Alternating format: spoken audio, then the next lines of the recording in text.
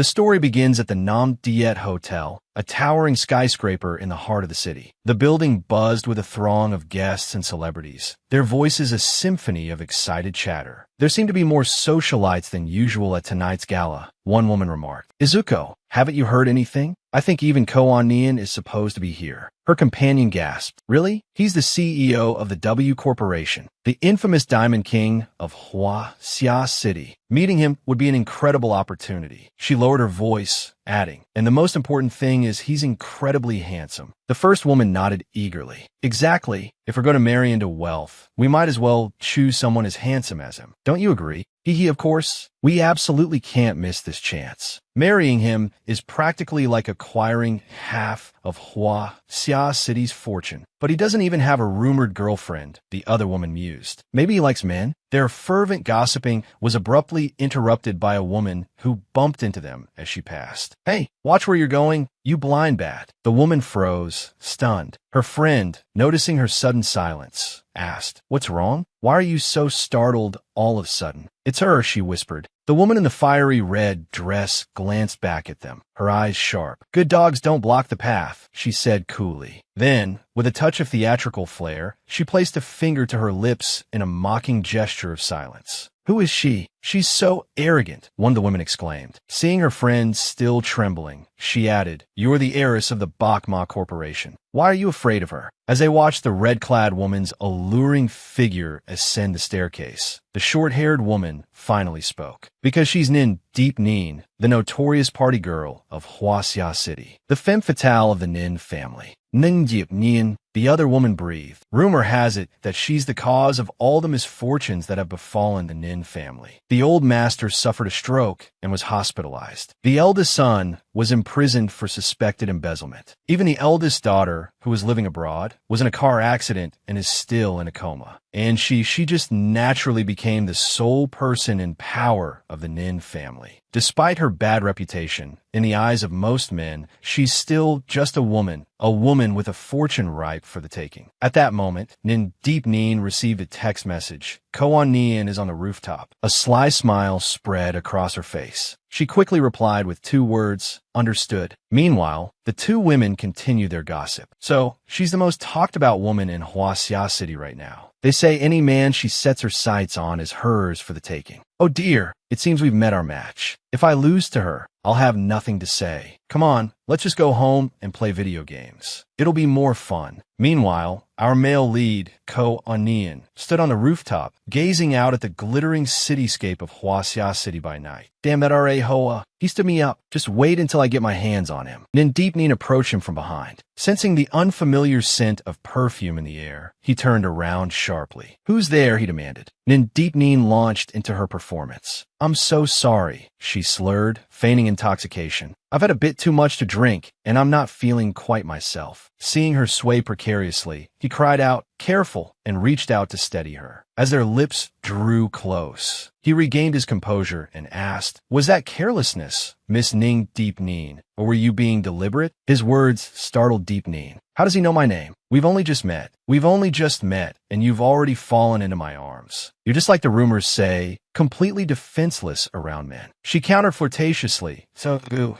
you also say we've just met, yet you know my name. Don't tell me you've secretly been admiring me from afar. Or perhaps, like other men, you just wanted to take advantage of me, and that's why you took the opportunity to kiss me just now. He retorted, like other men? When did I kiss you? Don't deny it. Our lips clearly touched just now. What's the difference between that and a kiss? Her words made him frown. He stepped closer, cupped her face in his hands, and then, with a domineering air, captured her lips in a kiss. Deep Nin froze, her eyes wide with shock. Why is he doing this? I thought he was a gentleman. Turns out he's just a rogue. CEO Gu, let me go, she exclaimed. He released her, a smirk playing on his lips. Miss Ning, this is what a kiss is. I hope you won't be confused in the future. Deep Nin glared at him, fuming. He's even more audacious than I thought, but I need his help to save the Ning Corporation. This isn't going according to plan, but I have to keep going. Feigning tears, she whimpered. That was my first kiss. The rumor that the aloof CEO Gu avoided women like the plague made his sudden kiss all the more shocking. Someone nearby gasped in surprise.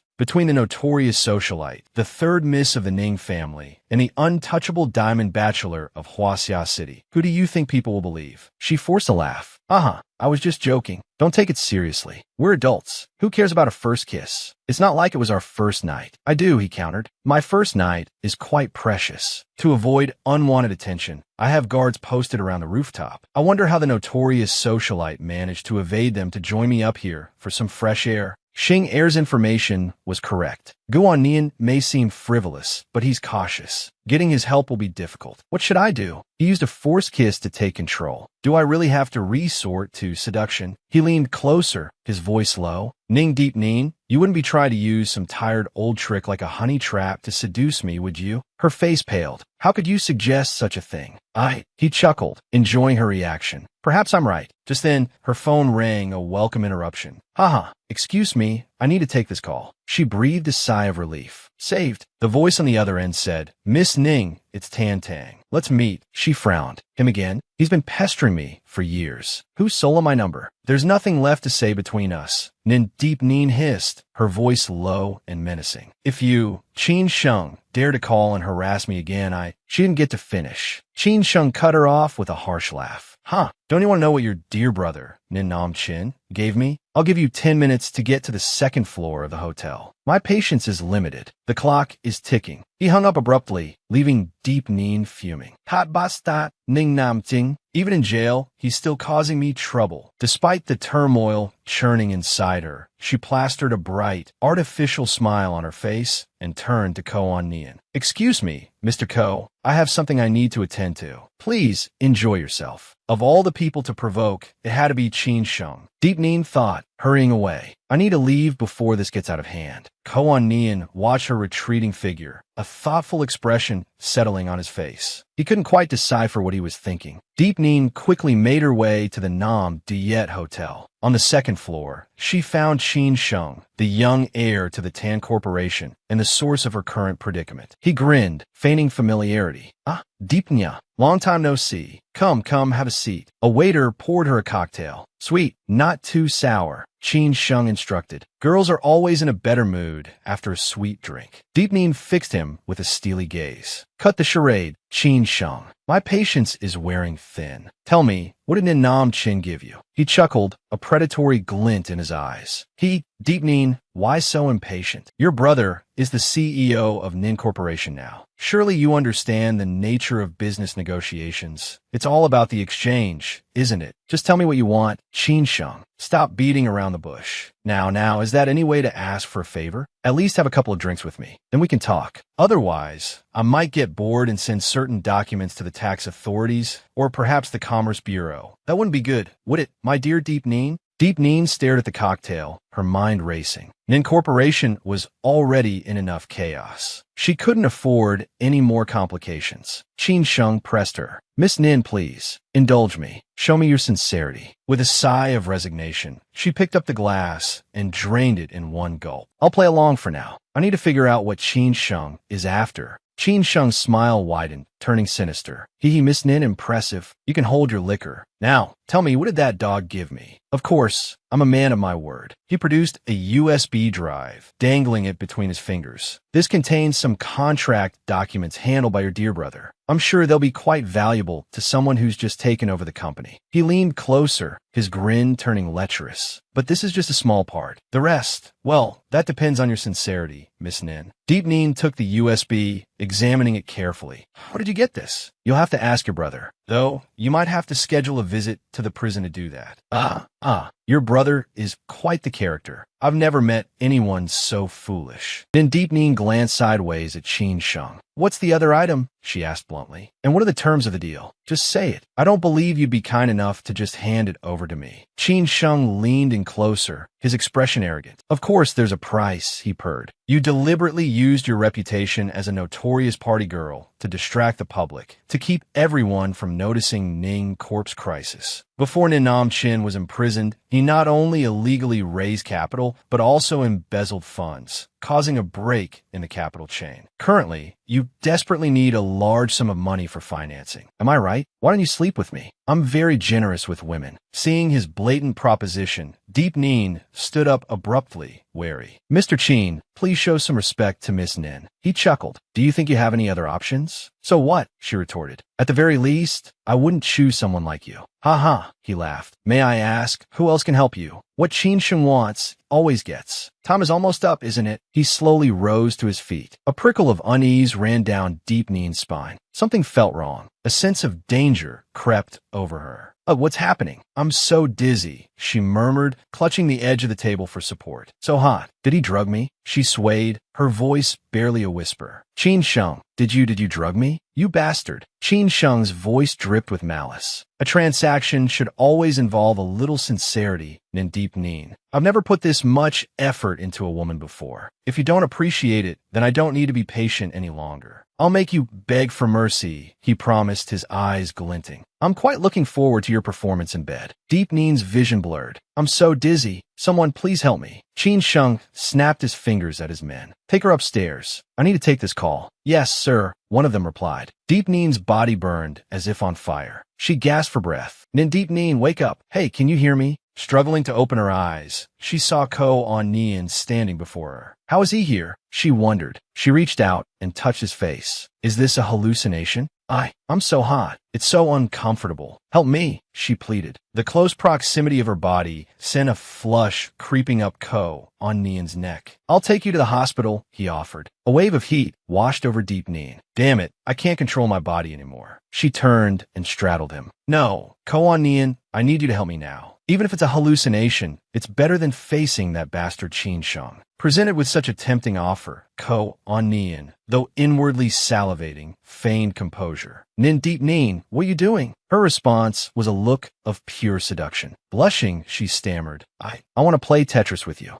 With that, Deep Nin pounced on Ko-on-Nien like a hungry tiger on its prey. And so they spent an incredibly passionate night playing Tetris for 9 rounds. The next morning, Deep Nin was awakened by the sunlight. She opened her eyes, her head pounding. Oh, my head hurts. That's weird, my whole body aches too. Looking around the unfamiliar room, she sat up in a panic. Holy crap, where am I? A hotel? Why are my clothes like this? Realization dawned, and she felt as if struck by lightning. That bastard Qin Sheng. I underestimated him. He actually drugged me. I'm going to chop him into pieces and feed him to the dogs. Just as Deep Nin was fuming, she heard the bathroom door open, followed by a voice saying, Oh, you're awake? Deep Nin pulled the covers up defensively, but when she saw clearly that the person in front of her wasn't Qin Sheng, she gasped. CEO Gu, why is it you? If not me, then who? He asked with a smirk. Have you forgotten what happened last night? Deep Nin racked her brain, trying to recall the previous night's events. Last night, after I drank the wine Qin Sheng gave me, his guard took me upstairs. I was too weak to resist. They put me in the elevator. The fragmented memories slowly began to resurface. Then, she continued, piecing it together, the elevator doors were stopped and opened by a hand. It was CEO Gu. I remember now. It was you who saved me. A pang of regret hit her. Too bad I didn't get a picture. I could have sent it to the paparazzi. It would have boosted Ning Corporation's stock price. Seeing her lost in thought, Ko-on-Nien spoke up. Why are you spacing out? Deep Nin snapped back to reality, her eyes landing on his sculpted abs. Wow, she breathed. Those abs are truly mesmerizing. She then feigned a cough. Nothing. I was just admiring the view. So what happened?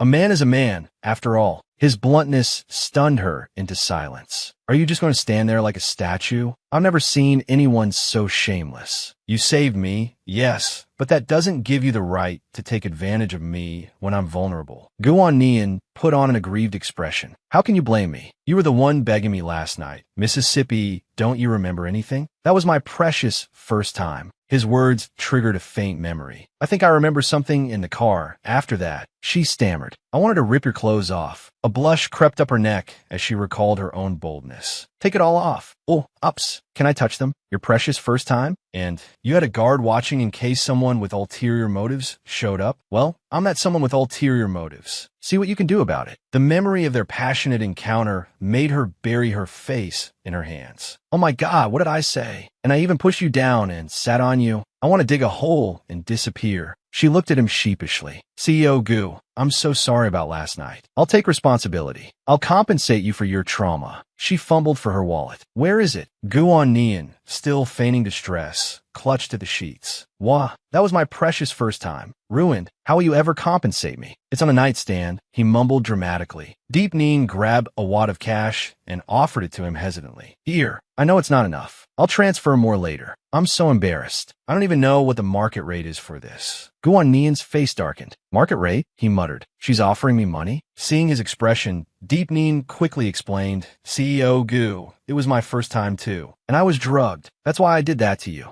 I knew Guan Nian slammed his hand against the wall, the sound echoing sharply. Then, he turned an icy gaze on her, his voice dripping with mockery. Nin Deep Neen, you truly are an eye-opener. You dare to do such a thing to me. Guan Nian, sleep with me, take the money, and run? You truly live up to your reputation as the infamous wicked woman. Deep Neen, feeling the weight of exhaustion, replied softly, CEO Gu, I understand this might not be to your satisfaction. You can make your demands, and I'll try my best to fulfill them. But could you please let me leave this place first? So much has happened recently. I'm almost at my limit. Leave? Don't you want me to help Nin Corporation escape this crisis? Seeing that Guan Nian had discerned her motive, Deep Neen felt a flicker of unease, but maintained her composure. Since you know why I approached you, what are your thoughts? We're both adults, he replied smoothly. We each take what we need. Besides, I also have something I need Miss Nin's help with. She let out a small, surprised sound. Oh, a Diamond King like CEO Gu also needs my help. But his next words left her stunned. Marry me. I'll give you everything you want. Lines like this is my first night only work on naive girls, she countered. I don't believe CEO Gu would marry a woman he just met for such a trivial matter. Why me? He answered bluntly, you need money. I need an intelligent and cooperative wife to deal with my family. In my opinion, no one is more suitable than the infamous wicked woman, Miss Nin. Seeing her hesitation, he added, of course, you can rest assured. It will be a contractual marriage. 2 years. We'll sign a prenuptial agreement to protect both our financial interests. Hearing this, she breathed a sigh of relief. She had to admit this was her best option. Seeing her wavering, Guan Nian pressed his advantage, his eyes softening. So, Miss Nin Deep Neen, will you agree to be my contractual wife? A spark ignited in Deep Neen's eyes. I accept, she declared firmly. Her immediate agreement surprised him. You're not going to think it over? He asked. You still have a chance to back out. But Deep Neen responded with a touch of bravado. It's just a contractual marriage. As long as the terms and obligations are reasonable, why should I hesitate? After all, this contract is more beneficial than harmful to both me and Nin Corporation, isn't it? He chuckled softly. Very well. Dealing with an intelligent woman like Miss Nin is certainly refreshing. Then, I wish us a happy cooperation. Deep Neen extended her hand, a faint smile playing on her lips. Happy cooperation. Their hands clasped, and so began the story of the CEO and his mysterious lover. Nin Family Villa. After arriving at Deep Neen's home, he asked considerately, Are you sure you don't need me to come in with you? No need. I just need to grab my household registration book. I'll be out in 15 minutes. All right, I'll wait here. As soon as Deep Neen opened the door, she was met with a torrent of angry words. Ning Deep Nine, you finally decided to come home? Didn't you see the messages I sent you? You didn't reply to my messages. You didn't answer my calls. Do I, your second uncle, even exist in your eyes anymore? This man was her second uncle, Nin Hao, and the person sitting next to him was none other than his daughter, Nin Chu Yuyan. Such a huge incident has happened to the Nin Corporation, and you're still gallivanting off to some evening party? What are you trying to pull, Deep Neen? Her second uncle, Nin Hao, sneered, his voice dripping with contempt. Oh, my.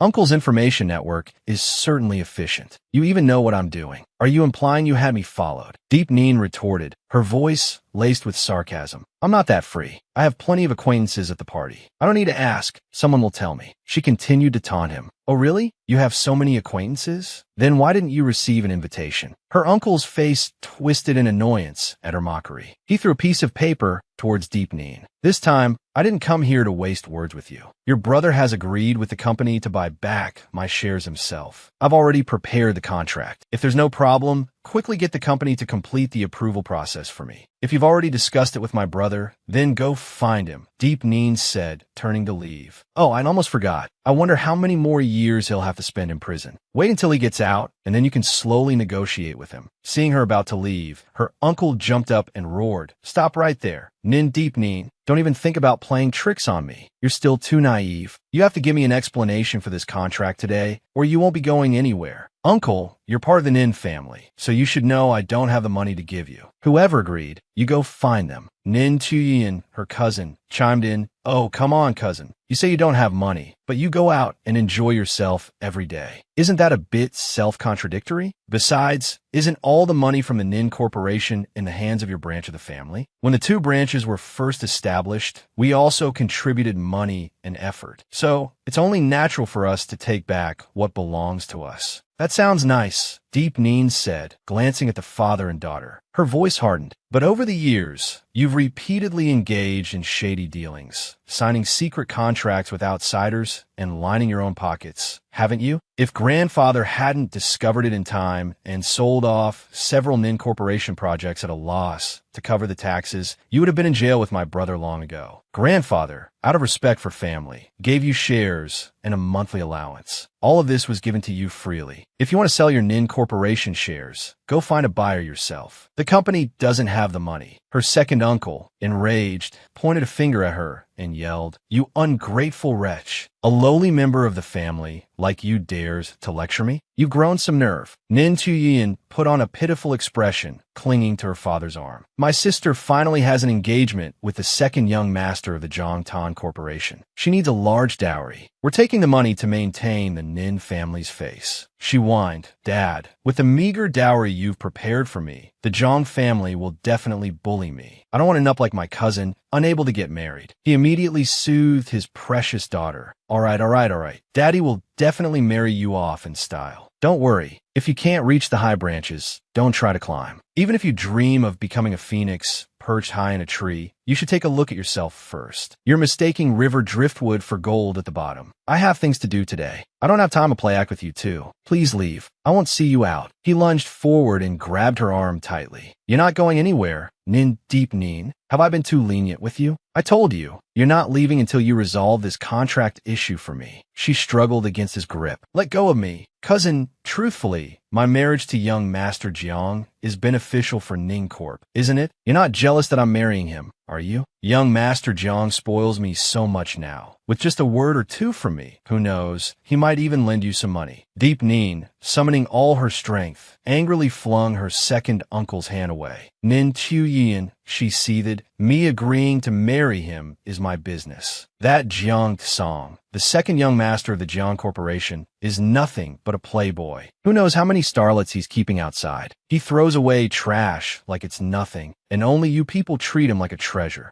Dad, did you hear that? Not only does she have a terrible reputation herself, but she's also trying to slander young Master Jiang. With Ning Corp in the hands of someone like her, bankruptcy is just a matter of time." Hearing these words, her second uncle became even more furious. He clenched his fists, gritting his teeth as he spoke. "Nin Deep Neen, you were never favored in the Ning family. Who knows what tricks you used to land your older brother in jail and cause your older sister's car accident. All that mess with the main family branch is none of my business. I just want my money. Once I get the money, we can go our separate ways." Deep Neen's patience had reached its limit. She bit her lip and retorted, "Second uncle, do you have to add fuel to the fire while Ning Corp is already in crisis? You insolent girl, do you think you can teach me how to do things? Today, I have to teach you, this ungrateful wretch, a lesson on behalf of your brother." Just as the two were arguing, a voice called out from behind, "Miss Nin," causing all three of them to turn and look. Her second uncle anxiously asked, "Who is it?" Guan Nian, radiating an aura of imposing handsomeness and effortless charm, strode towards them. His deep, warm voice resonated. "Deep Neen, I waited outside for a long time and didn't see you come out, so I came in to see what was going on. I hope I'm not interrupting your conversation." Second uncle immediately recognized Gu Onian and greeted him with a fawning smile. "CEO Gu, what honor. Our humble Ning family is truly blessed by your presence. What wind has blown you here?" Nin Chuyian's eyes, meanwhile, filled with hearts. She gazed at him with a look of infatuation and longing. "Wow, so handsome. Oh my god, Guanian actually came to our Tin Tian Electronics. If we could collaborate with Gu Corp, it would be a huge leap forward." Her scheming father, seeing an opportunity for profit, immediately tried to push his daughter forward. "My niece, Nin Deep Neen, is still very young. If you have any collaboration in mind, you can discuss it with me. This is my daughter, Tu Yuyan. Come, Chuyin quickly greets CEO Gu. The shameless father and daughter duo shamelessly promoted themselves. Hello, CEO Gu. I'm Nin Chuyin, currently the marketing director of Tintian Electronics. CEO Gu, second uncle probed. If I may ask, you didn't come here to collect debts, did you? Ignoring the scheming man in front of him, Guan walked straight to Deep Nin's side. Deep Nin thought to herself, didn't he say he'd wait outside? Guan put his arm around Deep Nin and announced, please don't misunderstand. I didn't come here to discuss business. I came to ask my beloved fiancée if she has retrieved the household registration book yet. As you can see, we're about to get married. The father and daughter from the Ning family were stunned, their jaws dropping in disbelief. What? Married? Nin Chuyin cried out in protest. Impossible. This is absolutely impossible. CEO Gu, you just returned to the country. You two haven't even interacted before. How could she be your fiancée? Guan threw a bucket of cold water on her hopes. Are you implying that I'm lying on Deep Nin's behalf? Tell me, what benefit would I gain from doing so? Chuyin was speechless, unable to utter a single word. Nin Hao realized his daughter's blunder, thinking to himself, Chuyin, you silly girl, how could you be so careless at such a crucial moment? If Guan truly becomes the Nin family's son-in-law, do we even need to worry about wealth and prosperity? It'll practically fall into our laps. He then forced a laugh, attempting to smooth things over. CEO Gu, you misunderstand. Grasping the importance of Guan Nin Hao quickly stopped his daughter and said disingenuously, Deep Nin has never mentioned their relationship to the family before. Guan with an Oscar-worthy performance, looked at Deep Nin with feigned reproach. We're about to get married, and you're still keeping it a secret from your family? Am I really that petty? Deep Nin, sweating bullets, played along. No, it's not that. I didn't want to hide it from anyone. Inwardly, she fumed. This Guan a wolf in sheep's clothing, pretending to be an innocent little puppy. It's sickening. Guan whispered in her ear, if we're putting on a show, let's do it properly. They still doubt our relationship. If we don't do something to prove it, they won't believe us. Deep Nin's heart sank. This dog, does he want me to kiss him? Before, it was the drugs that made me act that way. How can I possibly do that in front of so many people? It's mortifying. Forcing herself, she choked out, on you, darling. Guan playing his part, embraced her. This is your punishment for hiding my existence. My dear wife. Nin Hao and Chuyin, stunned by this blatant display of affection, could only gape. Are we part of their little play now? Guan then offered a fake smile and explained, Deep Nin is very humble and didn't want me to make it public. I never imagined she'd even hide it from her family. I had to take the initiative. Deep Nin thought, you little rascal, you kiss pretty well too. I'll have to add that to the contract. The two of them exchanged insincere smiles. I truly admire Deep Nin's complete lack of interest in material things, Guan declared. Seeing an opportunity, Nin Chuyin jumped in, her voice laced with sarcasm. Deep Nin, humble, not materialistic? That's hilarious. She practically has the word gold digger tattooed on her forehead. CEO Gu, you have no idea. She's infamous in Huaxia City as a party girl. Instead of managing the company, she spent her time chasing men. She's the reason Nin Corp is in this mess. If Grandpa knew, he'd be furious. Deep Nin snapped, shut up. How dare you speak ill of Grandpa like that? And you know very well the real reason Nin Corp is in this state. Everything I've done. Seeing his fiancée being bullied, Guan stepped in, placing a protective arm around Deep Nin. CEO Nin, if I'm not mistaken, Tintian Electronics is currently collaborating with a subsidiary of Gu Corporation. I'm sure you'd like to see that contract signed smoothly, wouldn't you? Deep Nin is about to become Mrs. Gu. She's a kind soul and sincerely wishes you continued success in your career. Nin Hao's face lit up. Yes, of course. We're all family. Why this strange atmosphere? He thought. Guan even knows about such a small collaboration. It seems he's serious about becoming my son-in-law. Unconvinced, Chuyin scoffed.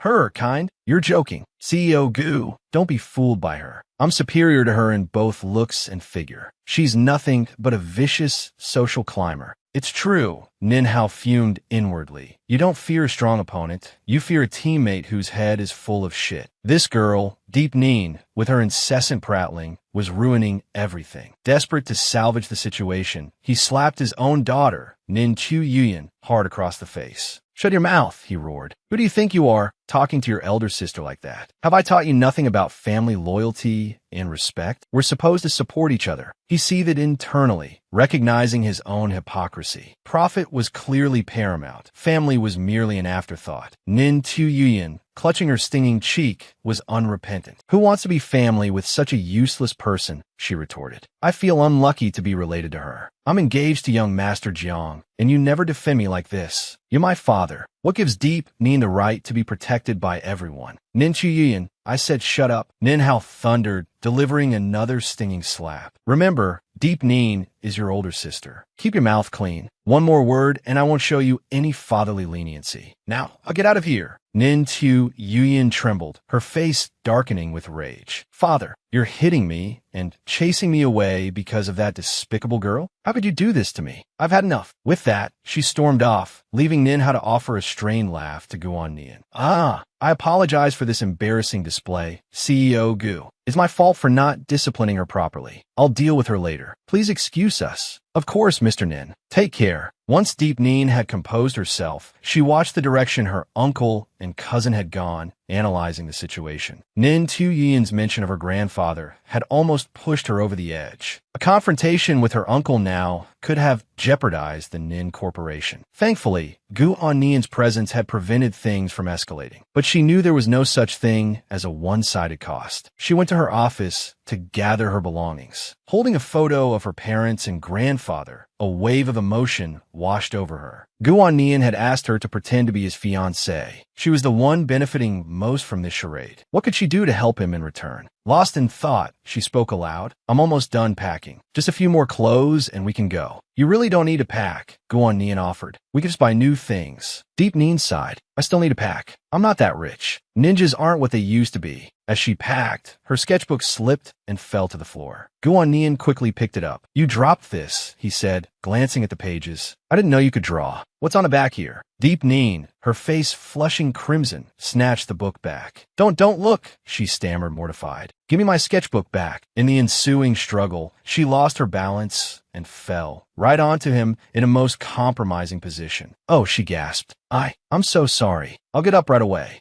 Guan Nian teased. So, my fiancé, you're quite forward, aren't you? If I said it was an accident, would you believe me? She retorted. You might be overestimating your own charm, he countered, a playful glint in his eyes. As she tried to get up, he noticed the scrape on her knee. Wait, he said, gently taking her leg. Your knee is bleeding. Let me see how bad it is, Guan Nian said, his voice low. For the first time since regaining her senses, Deep Nin found herself this close to him, her face flushing crimson. This was the first time she'd been so near to Guan Nian while fully aware of it. His hands were large, their warmth radiating against her skin, just like last night. Stop it, she thought, her mind racing. What am I even thinking? She quickly made an excuse to stand. It's just a scratch. We should get going, or the Civil Affairs Bureau will close. Inwardly, Deep Nin was mortified. How embarrassing. Why'd I have to fall like that? It's like I was trying to seduce him. Calm down. I need to stay calm. He followed behind her, offering a teasing compliment. The drawing has spirit. It just doesn't capture my devastating handsomeness and charisma. His words sent a fresh wave of heat through her. Damn it, he actually looked at it. He held up the fake photo, his amusement evident. So, to get close to me, you even drew up a battle plan? Retreat, 36 strategies, and running is the best. Deep Nin practically fled the scene, her mind screaming. Epic fail. He saw my drawing. They both got into the car and headed towards the Civil Affairs Bureau. Once inside the car, she voiced her confusion. I've been wondering for the past 2 days. You sought me out to pretend to be your wife. No matter how you look at it, I'm the one who benefits more. Why me? Wouldn't it be more advantageous to find an heiress from a wealthy family? Deep Nin probed. Guan Nian, practically radiating wealth and confidence, replied nonchalantly. I am a top-tier tycoon. No need to gild the lily. There are 3 reasons I'm marrying you. First, as you know, many people covet a diamond bachelor like myself, just like you. Deep Nin cringed inwardly. Even if it's true, the way he says it makes me want to punch him. He continued, if I married a woman with a notoriously vicious reputation, who would dare approach me? Second, you can use my rotten reputation to do things that are inconvenient for you to do yourself. Isn't that interesting? Deep Nin finally understood his reasoning. I see. So that's it, she mused. Compared to love, a relationship built on mutual benefit is more stable. Exactly. And third, he added, as a wicked heiress, you're now my fiancée. You can't use a one-night stand to blackmail me now, can you? Deepneen was thoroughly impressed. My dear fiancé, you truly are a master of maximizing profit. Guan Nian, not quite appreciating the sarcasm, flushed with annoyance and turned away, clenching his fists to restrain himself. This feeling of being exploited is infuriating. Why do I feel like prey caught in a trap? If only I hadn't drunk that glass of wine last night. Suddenly remembering last night's events, Deepneen turned back to him. By the way, weren't you on the rooftop last night? How did you appear just in time to save me? Ah, thanks to the security guard you fired, he explained. He happened to see someone knock out the bartender and stuff him into the staff restroom. I went to check the situation and caught a waiter taking you out of the elevator. He recalled the previous night at the NAMA-MANGAI hotel. The NAMA-MANGAI hotel is my property. I don't allow anyone to cause trouble on my turf. Where are you taking her? None of your business. Get lost. Best not to interfere in other people's affairs. Guan Nian barked an order to his bodyguard, Shirkan. Understanding the unspoken command, Shirkan immediately responded, yes, boss. After the thug had been dealt with accordingly, Guan Nian escorted Deepneen to safety. Before leaving, he didn't forget to instruct Shirkan, investigate thoroughly who was behind this. You know what to do next, right? Understood, boss. I'll take care of the rest, Shirkan confirmed. Guan Nian continued, explaining that the bartender impersonator was a street thug with a criminal record. He'd confessed to acting alone without any instigation. Therefore, even the police couldn't pin anything on Tan Tang.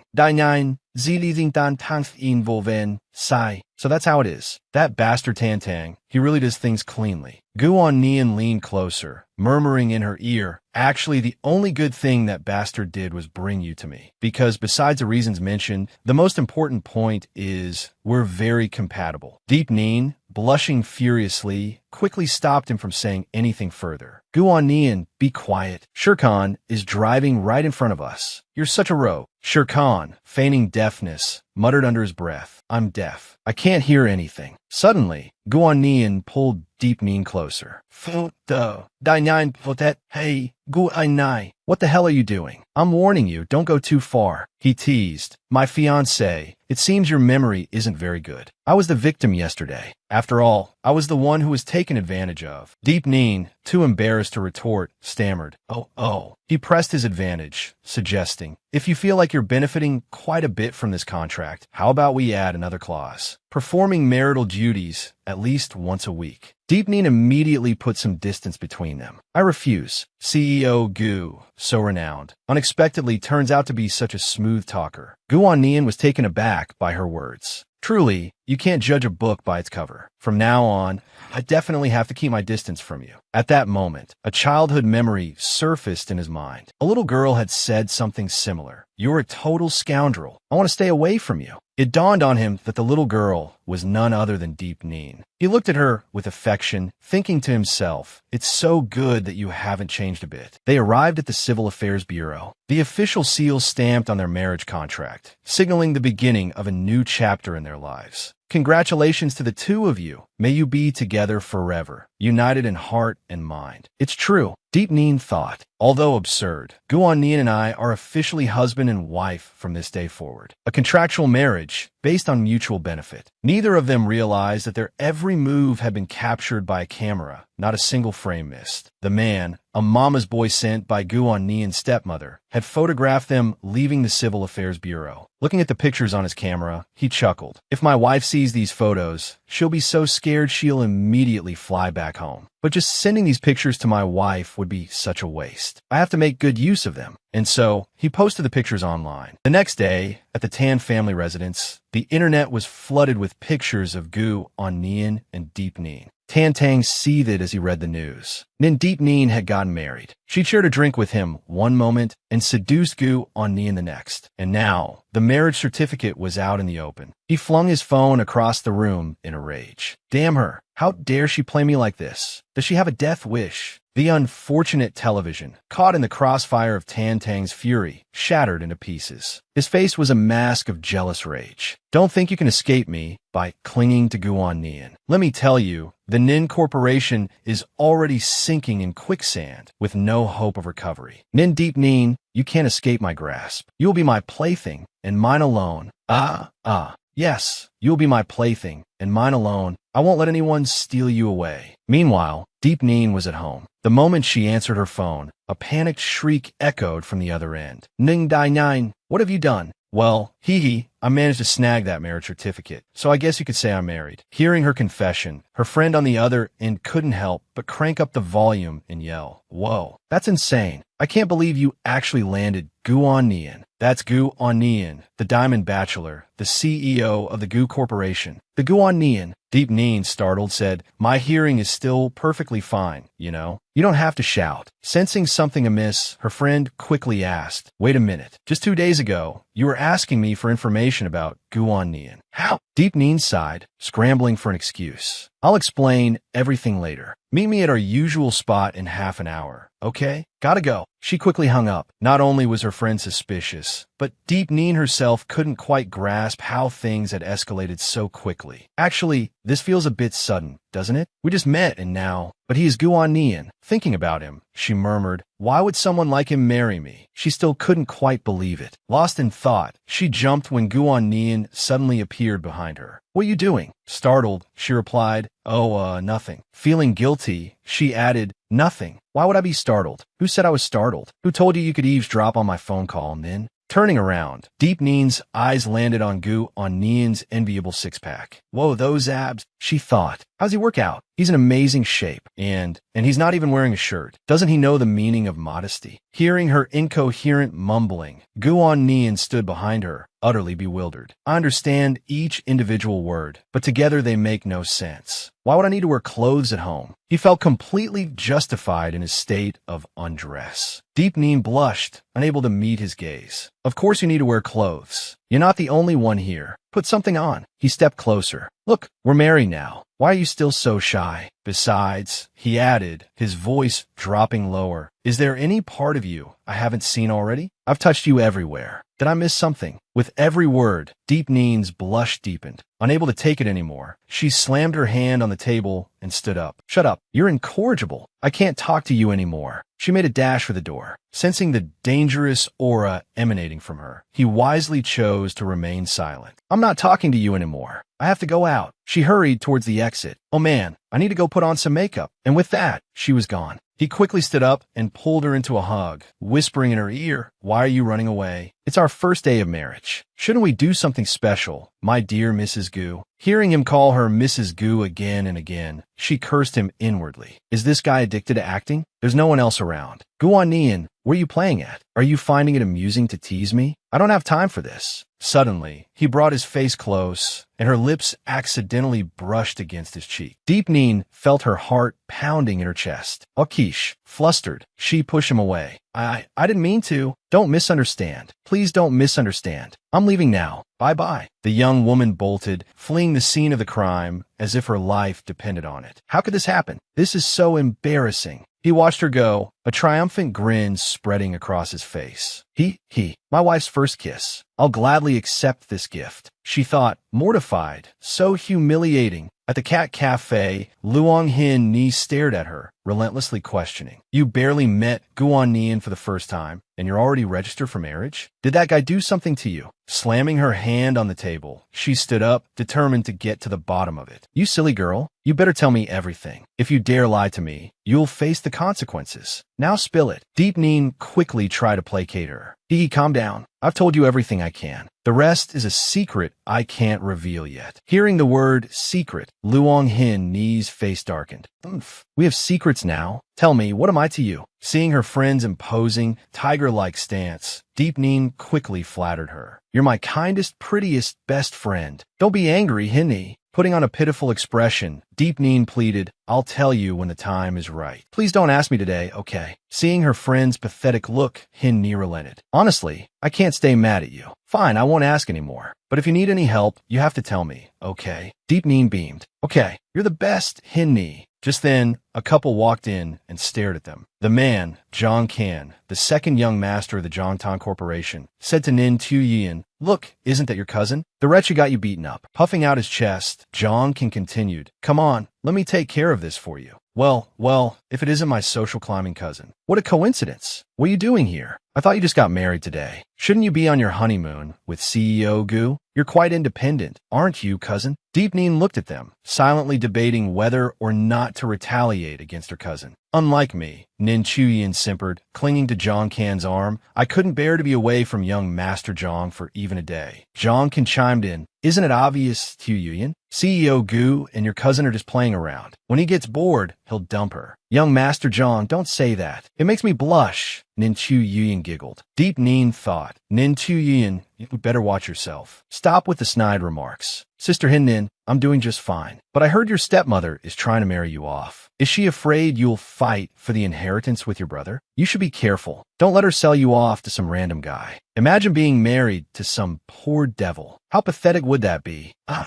Hin Ni gritted her teeth in fury. Without a word, Deep Neen splashed the water in her glass directly onto Nin Tuyin's face. Nin Deep Neen, are you crazy? You dare throw water on me? The argument attracted the attention of countless patrons at nearby tables, who began to murmur and speculate. Whoa, what happened? Look, that's the woman who married Gu on Nian. And the guy next to her is young Master Zhang. Do they have some kind of feud? Deep Neen spoke coldly. So what if I splashed you? I'm your older cousin. I have the right to discipline you, to teach you the meaning of respect. Tu Yin shrieked. You dare to throw water on me? Do you want to die? The one who needs to be taught a lesson is you. I don't have a rule against hitting women, Jonkin snarled. You little brat, let me teach you some manners. Seeing his aggressive stance, Deep Neen braced herself, closing her eyes in anticipation. After a moment, feeling no impact, she cautiously opened her eyes. Someone had stepped in to protect her. Who's brave enough to stop me? Do you want to die? Jonkin roared. Hinni's voice was sharp as she retorted. Jonkin, watch your mouth. I don't have a rule against hitting men. Jonkin yelped in pain as his hand was squeezed tightly. Ow, ow, ow. Let go, he cried. Luong Hinni, you crazy woman. Let go of young Master Zhang, someone shouted. Fine, I'll let go, Hinni said coolly, flinging his hand away, sending Jonkin sprawling face first onto the floor. Nin Tuyin rushed to his side, her voice full of concern. Young Master Zhang. The crowd buzzed with excitement. Whoa, young Master Zhang got taken down.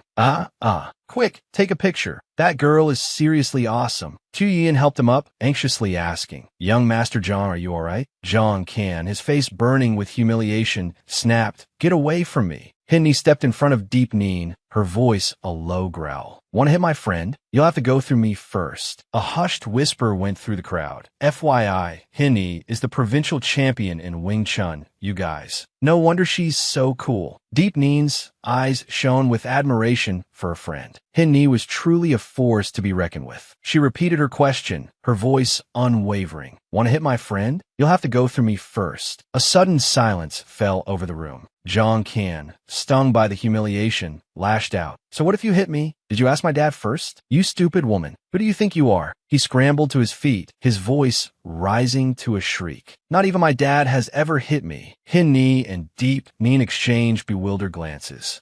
They both exclaimed in unison. A moment later, the two women burst into laughter, clutching each other's shoulders.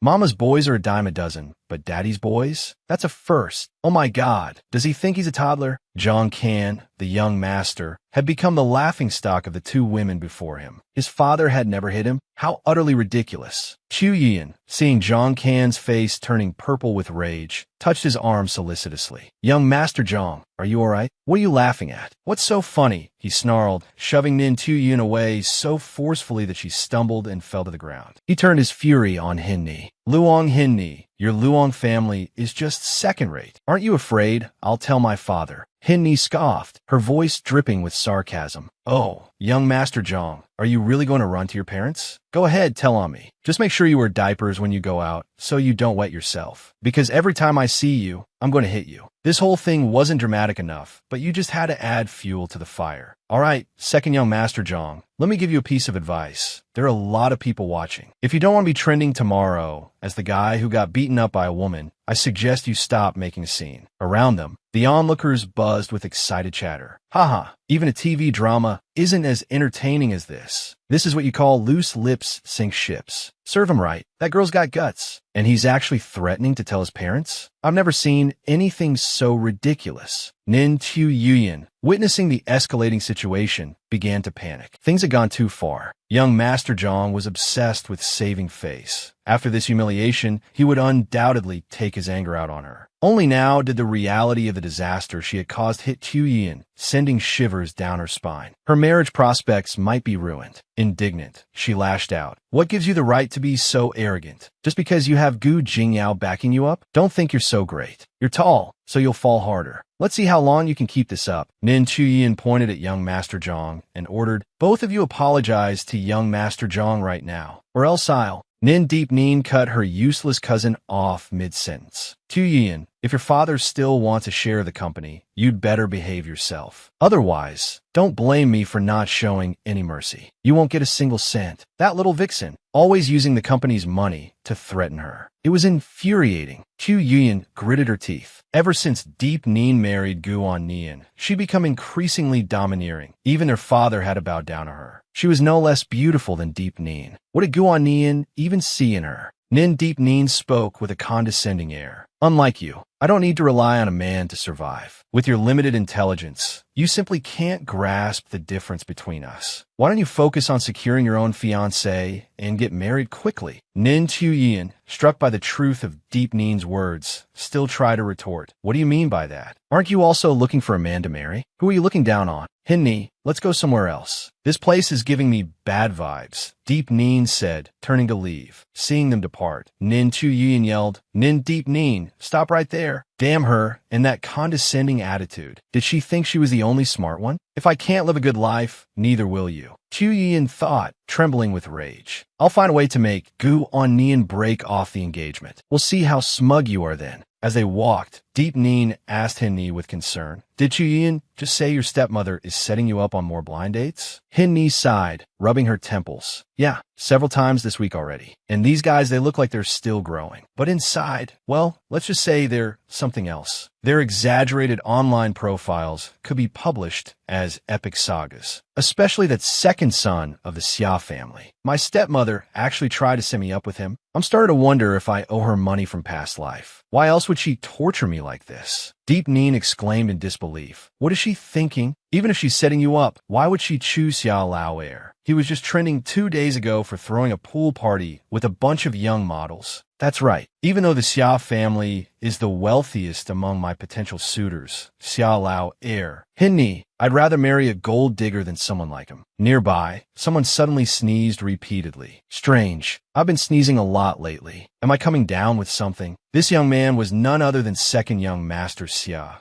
Yuan, the very person Hinni had just mentioned. Guan Nian, CEO Gu, read through a document while prodding. There's only one possibility. Someone's talking smack about you. Xia Yuan immediately retorted, Impossible. This young master's reputation is spotless. Who would dare badmouth me? Guan Nian quipped, Let me remind you, someone changes girlfriends faster than they change clothes. Xia Yuan took off his glasses. Those girls think they're after my money. I'm after their bodies. We're all adults. We break up amicably. Xia Yuan was a true playboy. Even Guan Nian was rendered speechless. Anyway, back to business. This is information on the Ning Corporation. You just need to invest in their Xiangjiang hotel venture. Xia Yuan asked with a curious smile. Oh, why don't you invest yourself? CEO Gu explained. She just married me. If I transfer funds from the Gu Corporation to the Ning Corporation, how will she ever gain a foothold in the Gu family? Oh, didn't you tell her it was just a fling? And now you're this serious? Looks like a 1,000-year-old iron tree has finally bloomed. What kind of woman could tame you? You've piqued my curiosity about her. Instead of gossiping about me, you should save your energy to figure out how to deal with your grandfather. Isn't he always wanting to go watch naked chicks every 3 days? Just hope he doesn't catch you with your pants down. Xia Yuan leaned back in his chair and sighed. Don't remind me. My older brother is capable, but ambitious. Why don't they pressure him to have kids? I'm not the heir to the Xia family. Why are they always on my case? Xia Yuan suddenly sat up, an idea sparking in his eyes. I know. I'll just do what you did. A fake marriage to shut the old man up. As for having kids, I'll just say I'm sterile. They can't exactly drag me to the hospital for a checkup, can they? Seeing Xia Yuan like this, even the composed Gu On Nian couldn't help but sigh. You'd throw away your pride just to avoid having kids? You're insane. What's pride worth compared to freedom and beautiful women who can make me happy? As they were talking, Guan Nian's phone rang. Seeing him hesitate to answer, Xia Yuan asked, "Why aren't you answering?" Guan Nian hesitated. "It's her, old Madame Lu, you know. I bet she heard about the marriage. Even though she's abroad, she'll probably drop everything and fly back. I'm in trouble this time." "Hello, mother? What is it?" A barrage of questions came from the other end. "Is the news true, on Nian? Did you really get married?" "Yes." "How could you do this without discussing it with me?" "I am wedded sick." "Well, please reassure Grandma. I can explain everything to her in person. Your mother and I will be back this weekend. Bring your wife to the old house then. Since the marriage was so rushed, we need to discuss the wedding properly." "Yes, all right. I'll see you then. Goodbye." He tossed his phone onto the table with a groan. Xia Yuan, ever the gossip, gloated. "I knew it. Old Madame Lu asking you to bring your wife back can't be a good sign. It's probably going to be a complete disaster. Hopefully, she'll be a little creative and not pull the same old tricks." Xia Yuan continued. "You're used to it, so you don't bother strategizing, but can Deep Ning handle old Madame Lu? Don't let her end up crying her eyes out." Hearing his wife mentioned, CEO Gu smiled. "I think you're worrying too much, Xia Yuan. Just crying and whining isn't the solution, obviously. Besides, with me here, no one can bully her. Look at the time. It's getting late." He stood up, put on his jacket, and started ushering his guest out. "It's getting late. I promised Deep Ning I'd pick her up at 6 before the meeting. Naturally, I have to go now." Xia Yuan, looking like a forlorn puppy, whimpered, "No way. You're just going to ditch me like this? Guan Nian, you heartless dog. I'm helping you invest a significant amount of money, you know." Guan Nai Sayin Wali. Looking at this scene, he wondered who was the real dog here. "Don't think just because you're married now you can kick me to the curb. I'm definitely going to be a third wheel today." Seeing Xia Yuan's escalating tantrum, he finally spoke up. "Xia Yuan, stop acting crazy." Xia Yuan, fueled by the attention, continued his dramatic display. "You're calling me crazy? Well, I'll be crazy if you don't take me with you. You can forget about going anywhere today. It's just 2 minutes off the highway. And yes, I brought a tag along." Guan Nian muttered. "A tag along? With me being crazy, I'm at most a light bulb." He called out, "Hello? Hello. Sorry to keep you waiting. Everything's fine. My friend just left, and you arrived right on time. This is the tag-along? I thought you had a secret child you wanted to introduce me to." "Heng Yi Gui, he's so old-fashioned, he could be my father." Xia Yuan cut in. "I knew it." He quickly approached. "Miss Nin, hello. I'm Guan Nian's childhood friend, Xia Yuan." Xia,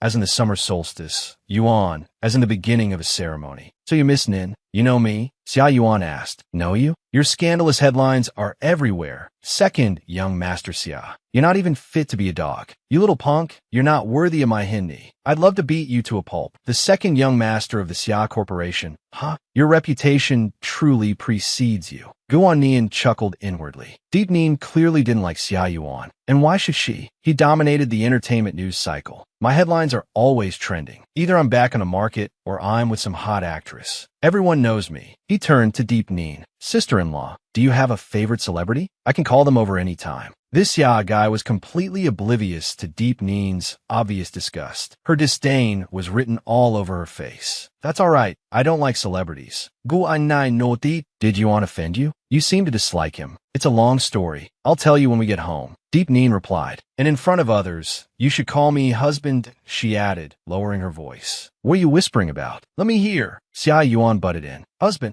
Guan Nian gestured towards Xia Yuan. "Mr. Tagalong is listening. He noticed something. Your hair's a mess. Let me fix it for you." Deep Ning blushed. "Thank you, husband. Hey, can you two keep it PG? I'm standing right here. If you want to be lovey-dovey, go home and do it behind closed doors." Xia Yuan complained. His moment interrupted. Guan Nian, annoyed by the interruption, retorted, "We weren't being lovey-dovey." Just then, a vapid, clingy woman sashayed over to Xia Yuan. "Trending topic. Wants to be an actor. Why are you here? I thought you were going to Huawei for a trip. Are you ditching me?" Xia Yuan thought to himself. Here we go again with this human-sized leech. "Of course not, babe. Why would I ditch you? After the last party, you said you wanted to introduce me to the boss of Owl Entertainment. Are you still planning on that?" Hinni asked, a hint of playful challenge in her voice. Of course, Xia Yuan replied smoothly, a touch of forced laughter in his tone. "I've just been a little busy lately, haha. People are even saying that old Madame Lu is arranging blind dates for you. Could be true. Heartbreaking, isn't it? Ha!" Hinni feigned sympathy. "Well, yes," Xia Yuan admitted. "I've heard those rumors too. News travels fast. I have something to do today. Let's make it another day. Hinni pressed. Another day? When exactly? You're not going to brush me off again, are you? Once you're married, you won't have any opportunities to hang out with me anymore, she continued, her voice laced with mock concern. How could that be? Xia Yuan scoffed. Nin Deep Nin, observing the exchange, muttered under her breath. A leopard can't change its spots. Louder, she added, even if you go on blind dates, you'll never settle down with just one person. Xia Yuan, catching her words, turned to her. Nin Deep Nin, he said, a glint of amusement in his eyes. Are you suggesting I'm already thinking about cheating before I'm even married? And who knows which poor heiress will be unlucky enough to be set up with me? I should just stick with partying with this lovely lady here. Don't ruin any more innocent lives. What's going on here? Guan Nian asked, entering the scene. I don't understand. Who is this beautiful lady? Though he didn't know Chu Yuyan, he acknowledged her point. Have I offended sister-in-law somehow? He asked, turning to Deep Nin. Oh, so she's your sister-in-law? Xia Yuan said, feigning surprise. Xia Yuan, you should listen to sister-in-law, he continued, nudging him playfully. Go have fun with her. Guan Nian, understanding the reason for his wife's dislike of Xia Yuan, intervened. Don't cause any more trouble, he said to Deep Nin. I can't handle any more drama. Sister-in-law, is there some misunderstanding? We can talk it out, Xia Yuan said smoothly. He turned to Guan Nian. Gu, why don't you persuade your wife for me? Deep Nin, however, was resolute. Husband, she said, it looks like Xia Yuan can't leave right now. Let's not stand here like awkward third wheels. Xia Yuan exclaimed. You two can't leave. Who's going to take me home? My grandfather confiscated my car and froze my accounts to force me to go on these blind dates. Guan Nian, resigned, said, a wife's orders are absolute. Take care. As Xia Yuan turned back, he grumbled, Guan Nian, you bastard, you useless, love-struck fool. You didn't even care. He turned to Deep Nin. So, where are we going now that they've left? Deep Nin retorted, Xia Yuan, you're asking me? Who should I ask? Damn that Guan Nian, ditching his friend for a girl. So, you and Xia Yuan are good friends? Deep Nin asked, a hint of surprise in her voice. Well, the Gu and Xia families are two of the biggest powerhouses in H City. It's only natural that we know each other, she mused. I suppose you see him as one of those wildflowers out there? She added, with a touch of sarcasm. Are you this angry because of Xia Yuan's blind date? Yes, Deep Nin admitted. She's my close friend, Hin Ni. I'll get straight to the point. I don't want their blind date to be successful. Guan Nian responded casually. Is that all? Deep Nin, taken aback by his nonchalant tone, exclaimed, What do you mean is that all? Hin Ni's situation at home is already difficult. If that rich playboy sets his sights on her, her stepmother will definitely force her to marry him. Hin Ni's life will be ruined.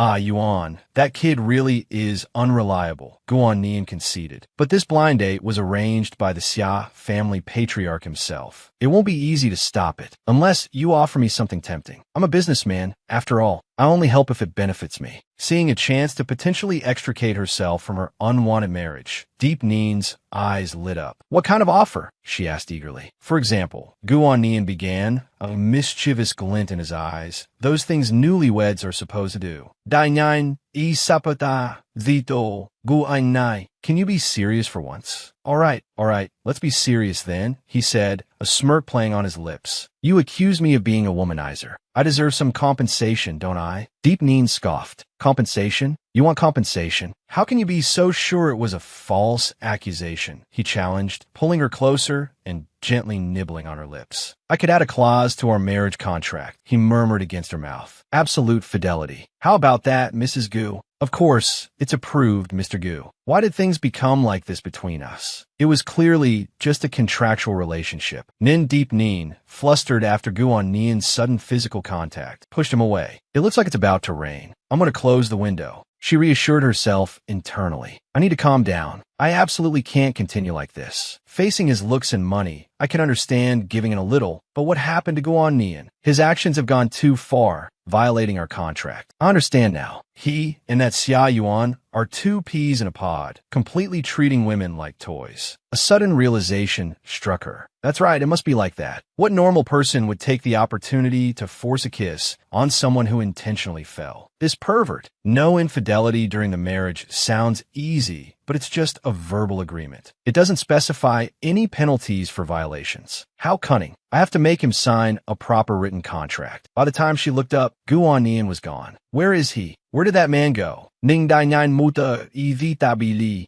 Gu Nai. He wasn't in the bedroom. How can he leave without a word? Forget it. It's good that he's not here. Time to eat, shower, and relax. Such a big house, and it's all mine. After showering, I could get into bed and watch a movie. Pure bliss. That super luxurious bathroom. Here I come. Guanian, she yelped. It was pitch black. He was crouched in a corner, looking utterly unlike himself. What are you doing here? You scare me to death. He closed the door, shrinking back into the small space, a stark contrast to his usual demeanor. Nin Deep Nin was taken aback. What's wrong? He's completely different than usual. Something's not right. Guanian, what's the matter? Is it still thundering outside? He asked. It probably is. It's raining heavily out there. The sky. How much longer will it rain? So, Guanian was afraid of thunder. How would I know? I'll check the weather forecast later. Are you alright? Your complexion is terrible. Are you feeling unwell? I'm Fina. Guanian seemed to relax. Maybe I should take your temperature. I'll get you a thermometer. Suddenly, he pulled her into an embrace, seeking comfort. Guanai, what are you doing? I'm warning you. If you violate our contract again, I can refuse to comply. I won't do anything to you. Just let me hold you for a moment. Just a little while, and I'll be okay. It was because of the thunder. She shouldn't agitate him right now. The great CEO is afraid of thunder. Nin Deep Nin put her arms around him, offering reassurance. It's okay. I'm here. I won't leave you, she soothed. He seemed to be calming down, now resembling a wounded puppy. Wait a minute. Aren't I the great dog trainer? Nin Deep Nin thought with a sudden surge of smugness. Don't be afraid. Don't be afraid. Go away, thunder. What was this woman saying? Are you all right? Your color looks much better now. The rain outside seemed to be softening, and the thunder had stopped. Guanian suddenly scooped Nin Deep Nin up and carried her into the bedroom. Hey,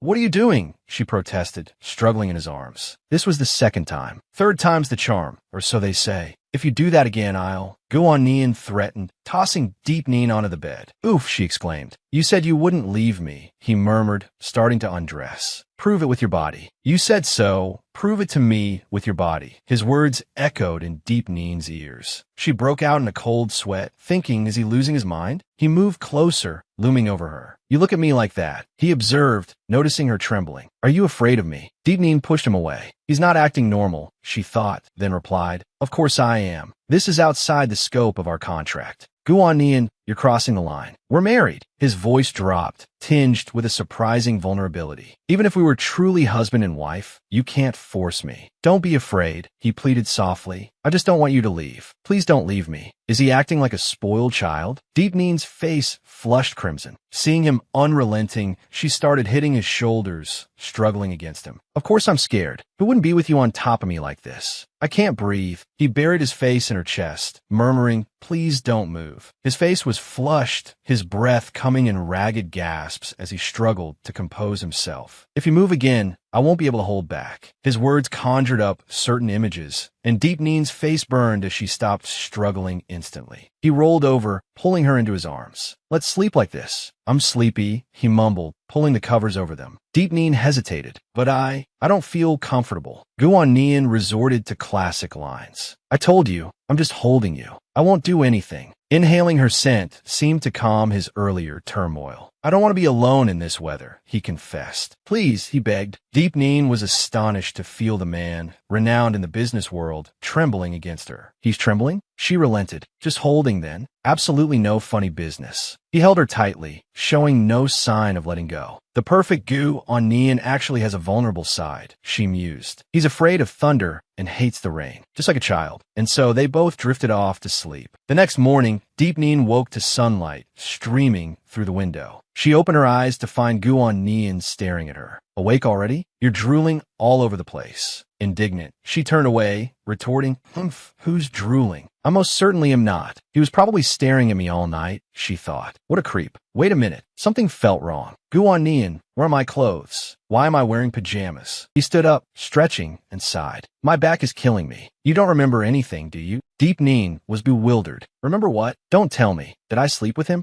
Guanian recalled the previous night with a grimace. Last night, you kept complaining about the heat and kicking me. I'm dying of heat. You even kicked me hard enough to make me see stars. Then you suddenly demanded I undress you. Good heavens, what have I done? You're just looking for an excuse, she muttered, convinced it was the heater making her feel so flustered. But even so, you can't just. He leaned closer, his gaze fixed on her, a teasing glint in his eyes. Can't what? He prodded. Flustered, Deep Neen stammered. Can't. Help me change my clothes. Guan Nian tilted her chin up, a smirk playing on his lips. Oh, is that so? But if I hadn't helped you change, you'd be stark naked right now. Mortified by his brazenness, she clapped a hand over his mouth. Shut up. Erase that memory, or I'll terminate our contract right now. Her indignant pout only seemed to amuse him further. He chuckled, a low, rumbling sound. All right, I won't tease you anymore. He kissed her hand, his voice softening. Despite the minor hiccup, I slept very well last night. If you agree to continue playing the role of my body pillow, I'll invest another 100 million into Ning Corporation. What do you say? The lure of such a substantial sum was hard to resist. Deep Neen wavered, her mind racing. 100, she murmured, as if trying to grasp the enormity of the offer. Suddenly it clicked. 100. Her eyes lit up, practically glittering with dollar signs. 100 million? What's there to think about? I accept. Don't you dare go back on your word. Let's get this agreement in writing right now. He chuckled softly, watching her practically vibrate with excitement as she circled him, showering him with praise. Who doesn't love money? Now relax. Let me give you a massage to ease those tense muscles. He complimented her. Your massage technique isn't bad. Better than those fancy spas. She preened. Of course, my massage skills are professional. If you're satisfied, perhaps you'd like to add on the full massage package? 50 million for a whole year, including body pillow duties. 100 million plus 50 million. That's a steal. She gasped. Can I call on you anytime? Naturally, he purred. A mischievous glint entered Guan Nian's eyes. Well then, he said, scooping her up into his arms. Let's head to the bathroom. Hey, don't get any ideas. I'm in a proper massage, she protested. He raised an eyebrow. Oh, there are improper massages? Perhaps you could demonstrate. Deep Neen struggled in his arms. What kind of proper massage involves this position? Put me down. As you wish, he said. He loosened his grip, and fearing a fall, she yelped, her arms tightening around his neck. Deep Neen's face flushed crimson. You were really going to drop me? She accused. Happy wife, happy life, he replied smoothly. Mrs. Gu said, put me down, so naturally I obeyed. Don't blame me if you wouldn't let go. She glared at his smug expression, fuming inwardly. That devil, his pitiful act last night, was all a ploy to gain her sympathy. How could she have fallen for it? He carried her to the bathroom, continuing his teasing. We have to go to Vinha Old Town this afternoon, so I need to shower quickly. Last night, you wore me out so much I'm drenched in sweat. You'll have to give me another massage, especially on my lower back, where you kicked me. His words sent a fresh wave of heat to her cheeks. Stop saying things that can be misinterpreted. He chuckled.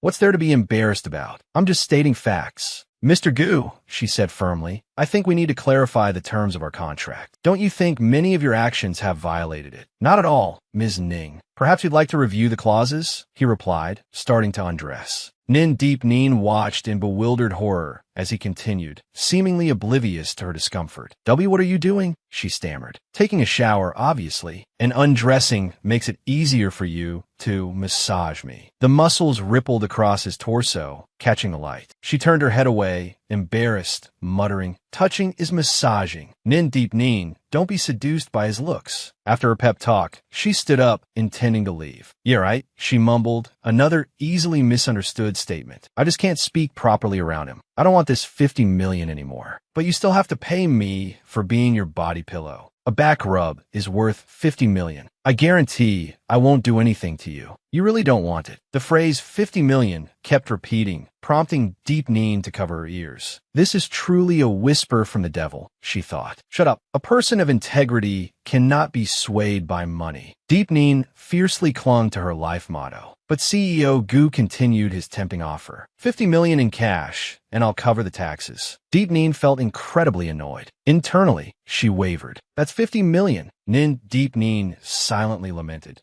Family, how are we going to repay our debts? Finally, for the sake of her family, she took the plunge. Turning back, she said sternly, Guan Nian, get in the bathtub. I'll be right there. The sound of running water continued. Are you ready yet, my dear wife? Your client has been waiting for a long time. Coming right up. Deep Neen, masseuse number 000, at your service. If you're not satisfied with my massage, I'll deduct your pay. Oh, this guy. She clenched her fists, suppressing her anger. You dare deduct my pay? I'll show you what so good it hurts really means. Guan Nian stopped teasing her and switched to a more serious tone. You don't need to be nervous about going home tonight. My grandmother seems strict, but she won't give you a hard time. You should watch out for my stepmother, though. She appears gentle, but she's not as simple as she seems. I saw your interview with your mother on TV. You two with a perfect picture of a loving mother and son. Well, my mother's acting skills aren't bad. Anyway, I want you to be prepared for the worst-case scenario. She sighed wryly. Even the worst-case scenario can't be worse than my family situation right now. Noticing his gaze fixed on her, she hesitated for a moment before opening up. My second uncle's family, that's just the tip of the iceberg. Don't worry, we're married now. I won't let anyone bully you. Hearing his words, her heart pounded in her chest. A flicker of emotion sparked within her. But, don't you want to take a bath? Want to join me? The touching moment was abruptly interrupted. After a brief silence, she suddenly snapped back to reality. All right, I was wondering why you were being so nice. Turns out you were just waiting to trap me, and you said you wouldn't do anything. I've been waiting forever. Clearly, you're trying to lull me into a false sense of security, then spring your trap. You sly dog. I'm not doing this anymore. Goodbye. Suddenly, she lost her balance and nearly fell backward, but he quickly caught her. Careful. Are you all right? Though in pain, she retorted, I'm fine. Don't take this opportunity to touch me inappropriately. I can walk on my own. Ow, that hurts. Tears welled up in her eyes. I think I sprained my ankle. How unlucky. Every time I run into Guan Nian, I fall. Just a moment. I'll rub it for you. He touched the injured area, and Deep Neen cried out. Concerned, he asked, does it hurt a lot? It's okay. I'm fine. Then Deep Neen said, embarrassed. Actually, I've been like this since I was little. I show my pain easily. It's quite embarrassing, isn't it? Maybe because... Deep Neen trailed off. It's nothing. Don't worry about what I just said. Why did I suddenly think of something so unpleasant? There's no need to tell him about it. Seeing the flicker of sadness in her eyes, Guan Nian remained silent. He quickly changed the subject. Pain should be expressed. There's no shame in it. You don't need to hide your feelings from me in the future. Deep Neen thought, I realize I don't understand Guan Nian at all. You don't need to pay attention to my feelings. After all, we're just a fake married couple, a contractual relationship, mutually beneficial. She looked at him, her thoughts churning. He treats me so much better than he needs to. He smiled, offering an excuse. That's true. But if we don't practice being an affectionate couple in our daily lives, it will be easy for the media to catch us and dig up some news that isn't beneficial for our cooperation. Deep Neen didn't quite grasp his meaning. Oh, so that's it. Was I overthinking it? Does it still hurt? It doesn't seem to hurt as much anymore. I didn't expect you to be such a dreamer. This isn't the only thing I'm good at, hee. Why are you so smug?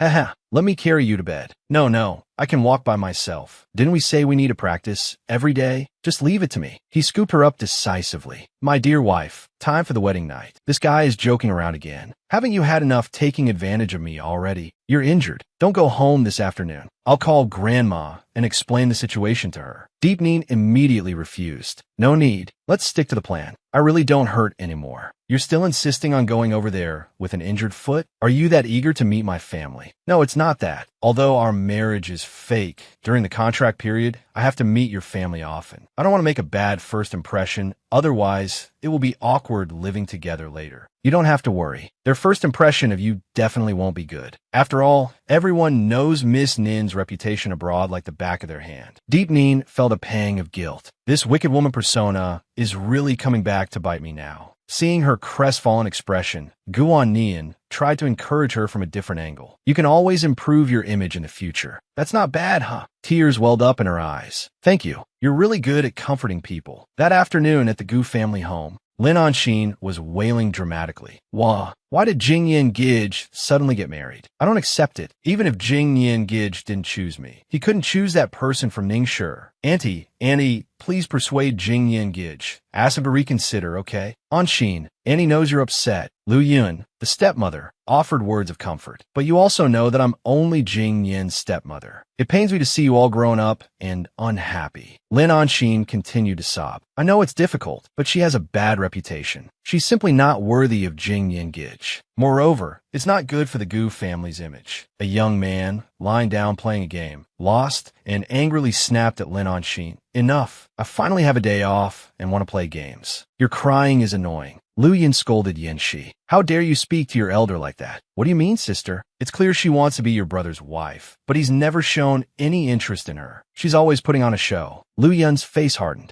Yanxi, go back to your study and do your homework. What kind of playing around is this? When your brother gets back tonight, I'll tell him to set you straight. Why does that boy always defy me? Before leaving, Yanxi couldn't resist a few parting shots. Don't worry, Anshin, keep crying. Even if you cry your eyes out, my brother won't choose you. Why? Don't you know? Who would choose a scheming woman like you? Lu Yun snapped. Yanxi, are you going or not? You're neither family nor friend, yet you're always at my house. I think you want to be my new daughter-in-law a little too much. You've got the wrong idea. How rude. Why would that boy say such a thing? Anshin, don't listen to her, Lu Yun soothed. Lin Anshin, feigning tears, put on an innocent act. It's okay. It's my fault. I'm just worried about Jing Yin being deceived. After all, we grew up together. Her gaze, sharp and unfriendly, landed on the young man. Go ahead, Yanxi, try to outdo me. No one has ever dared to speak to me like that. If it weren't for Gu Jing Yin, do you think I'd care about a child born to a stepmother? Just then, a servant announced, Madam, young master is home. Yanxi jumped up. Big brother, she thought. So this is the wicked woman who stole my Jing Yin. This couple is putting on quite a show. Observing Deep Nin's feigned elegance and composure, Yanxi smirked inwardly, putting on airs. Everyone knows your reputation as a shrew. Yanxi clung to her brother's arm, feigning affection. Oh, brother, I miss you so much. So enthusiastic. She must want something. Grandma said your grades have been good lately. Forget the reward. I want sister-in-law to play games with me. Her brother was an avid gamer, but Yanxi's gaming skills were, to put it mildly, lacking. Her brother chuckled indulgently. It's okay. Let her help you improve. Go on. I'm going to see Grandma. I'll call you for dinner later. Resigned, Yanxi agreed. Fine then. Lin Anshin approached Jing Yin. Brother Jing Yin, explain to me what's going on. She clung to his arm, staring pointedly at Deep Nin. Brother Jing Yin, who is she? Explain yourself, or I won't let you go. This little schemer is just like those girls in the dramas. Deep Nin felt a bead of sweat trickle down her temple. Gu Jing Yin was right. This is a banquet of vipers. I've barely walked in the door, and the main event has already begun. Anshin, I forgot to introduce you. This is your sister-in-law. What sister-in-law? I don't want one. Deep Nin seized the opportunity to showcase her acting skills. She beamed. Oh, what a sweet girl. Jing Yin never mentioned having such a lovely younger sister. Lin Anshin, separated from Jing Yin, fumed inwardly. This woman is doing this on purpose. I haven't even addressed her yet, and calling him my Jing Yin, shameless. Well, I've never heard of an older sister like you either, she retorted. Jing Yin gently disengaged from Lin Anshin, correcting her. She's not my older sister. She's my wife. Deep Nin and I are married. Brother Jing Yin. All right, I hope you two can get along. He turned to his mother. Mom, this is my wife, Nin Deep Nin. Hello, Annie. You can call me Mom. You two are married now. Yes, Mom. My father will be back in a few days. He's still dealing with some business matters. I'll tell him the good news personally when he returns. He pushed the scheming girl's hand away, not forgetting to correct her words. She's not my older sister, but my wife. Deep Nin and I are already married. Brother Jing Yin. All right, I hope you two can live happily together. He turned to his mother. Mom, this is my wife, Nin Deep Nin. Hello, Annie. You can call me Mom. You two are married now. Yes, Mom. My father will be back in a few days. He still has some matters to attend to outside. I'll personally tell him this good news when he returns. Lin Anshin's face darkened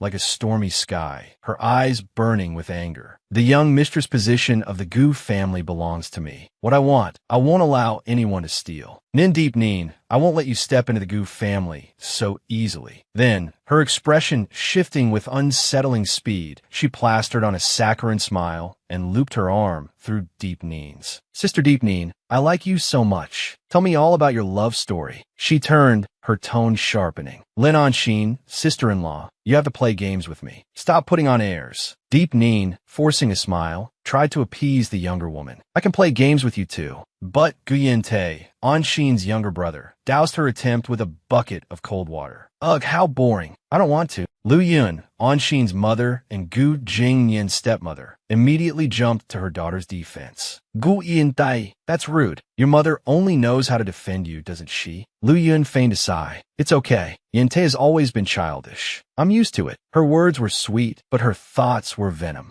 Gu Yinte, your mother is nothing but a pawn placed in the Gu family by the Lin family. Who are you to constantly pick fights with me? Lu Yin seethed inwardly. I'm about to lose it. Anshin, sensing the rising tension, forced a smile. Yinte, I just want to chat with Sister Deep Neen. You're not going to get angry about this, are you? Lin Anshin's patience was wearing thin. Stop putting on a show in front of me. Seeing the situation escalating, Deep Neen intervened. Anzai, Yintai, you play your game first. I'll come find you later, okay? Heeding his sister-in-law's suggestion, Yinte reluctantly agreed. Jingyan, go find Grandma. I'll take Anshin for a walk. Gu Onnian, ever the peacemaker, addressed his brother. Jingyan, brother, I'll take good care of Sister Deep Neen. After Gu Onnian knocked 3 times, knock, knock, knock, a voice called out from inside the room. Come in. Grandma, I'm back. Hearing the voice of her beloved grandson, the old woman quickly put down her magazine. You're back. Are you sure you want to choose Nin Deep Neen? The Nin family is facing financial difficulties. Their internal tax situation is a mess, and there's no unity. With a family like that, you'll face many difficulties in the future. Guan Nian replied with unwavering conviction. Yes, I'm sure. I'll handle everything else properly. His grandmother nodded, her gaze thoughtful. I trust your judgment. You must have your reasons, but be cautious in your actions. After all, the rumors about Nin Deep Neen aren't good, and they will inevitably affect you. Your father listens to your stepmother a lot these days. You need to keep an eye on things. Yes, Grandma, I understand. Good. As long as I'm alive, no one can shake your position. Gu'anai Sumai. Thank you, Grandma. Don't worry. Deep Neen will be a suitable granddaughter-in-law for you. As grandmother and grandson were talking, a shriek pierced the air from the garden outside. Lin Anshin's voice. The grandmother sighed. There's truly never a peaceful day. Come on, let's go see what happened. She took off her glasses, a mischievous glint in her eyes. I'm old, and I enjoy a bit of excitement. As they stepped outside, they saw Lin Anshin sitting on the ground, feigning distress. Guanian asked what happened. Deep Neen, playing the part of the innocent victim, answered with a pathetic tremor in her voice. She pushed me. I don't know why she's so angry. She glanced around, ensuring the 4 members of the Gu family were listening intently. Deep Neen continued her performance. Maybe I accidentally said something wrong and upset her, but I didn't mean to. Jing Yin, brother, my leg hurts so much. Gu Yin Te, disgusted by the display, scoffed. Oh, boo-hoo. I'm right here. Why aren't you complaining to me? You fell, but you're not even scratched. You're acting like you're dying. Who are you putting on a show for? Lu Yin rushed to Anshin's side, her face etched with concern. Yin Te, that's enough. Anshin, my poor dear. Emboldened by her mother's support, Anshin pressed her advantage. Sister Deep Neen, I know that my relationship with Jing Yin is quite good, and maybe you're uncomfortable with that. You can just tell me directly, and I'll be more careful in the future. Afterward, Lin Anshin put on a pitiful expression, tears welling in her eyes. What? Sobi. Lu Yin immediately turned to Deep Neen and scolded. Miss Nin, the Anshin family and the Gu family have known each other for many years. I think you need to explain this, especially in front of grandmother. The 2 maids behind grandmother seized the opportunity to whisper to each other. Just as rumored, this new young madam is causing trouble as soon as she arrives. If grandmother dislikes you, you won't have a place in the Gu family. Let's see what you'll do this time. While Anshin was feeling smug, Guan Nian's voice rang out. Grandmother, there must be a misunderstanding in this matter. I believe Deep Neen. Unexpectedly, Deep Neen responded, there's no misunderstanding. I pushed her. Her words stunned everyone present. Why couldn't you talk things out properly instead of resorting to violence? I thought the rumors were false, or perhaps a misunderstanding. I never thought your character would be this terrible. Only Anshin felt a flicker of unease. Why is she saying this? If this is considered terrible character, then I admit I'm not a good person. I genuinely liked Anshin and wanted to be friends with her, so I went out with her. But I didn't expect her to say that I'm not worthy of being Jing Yin's wife, that she should be the young madam, that I should get out of the Gu family. Lin Anshin's face paled. Her heart pounded as Deep Neen continued. I never imagined Anshin would be this kind of person. It's truly disappointing. Perhaps I'm just narrow-minded and not tolerant enough. Guan Nian's face turned cold as he questioned Anshin. Did you really say that? Anshin, caught off guard, stammered. I didn't. Why would she push me otherwise? I can't admit I fell on purpose. Deep Neen, not want to back down, thought you want to put on a show? I'll play along. Anshin, you and Jing Yin grew up together. If there was something between you, you would have married long ago. Why would I be jealous? She pressed on. I pushed you because you said those things. Anshin retorted. That's not how it happened. Oh, it's not like that. Did Miss Lin just fall down on her own then? Jing Yin,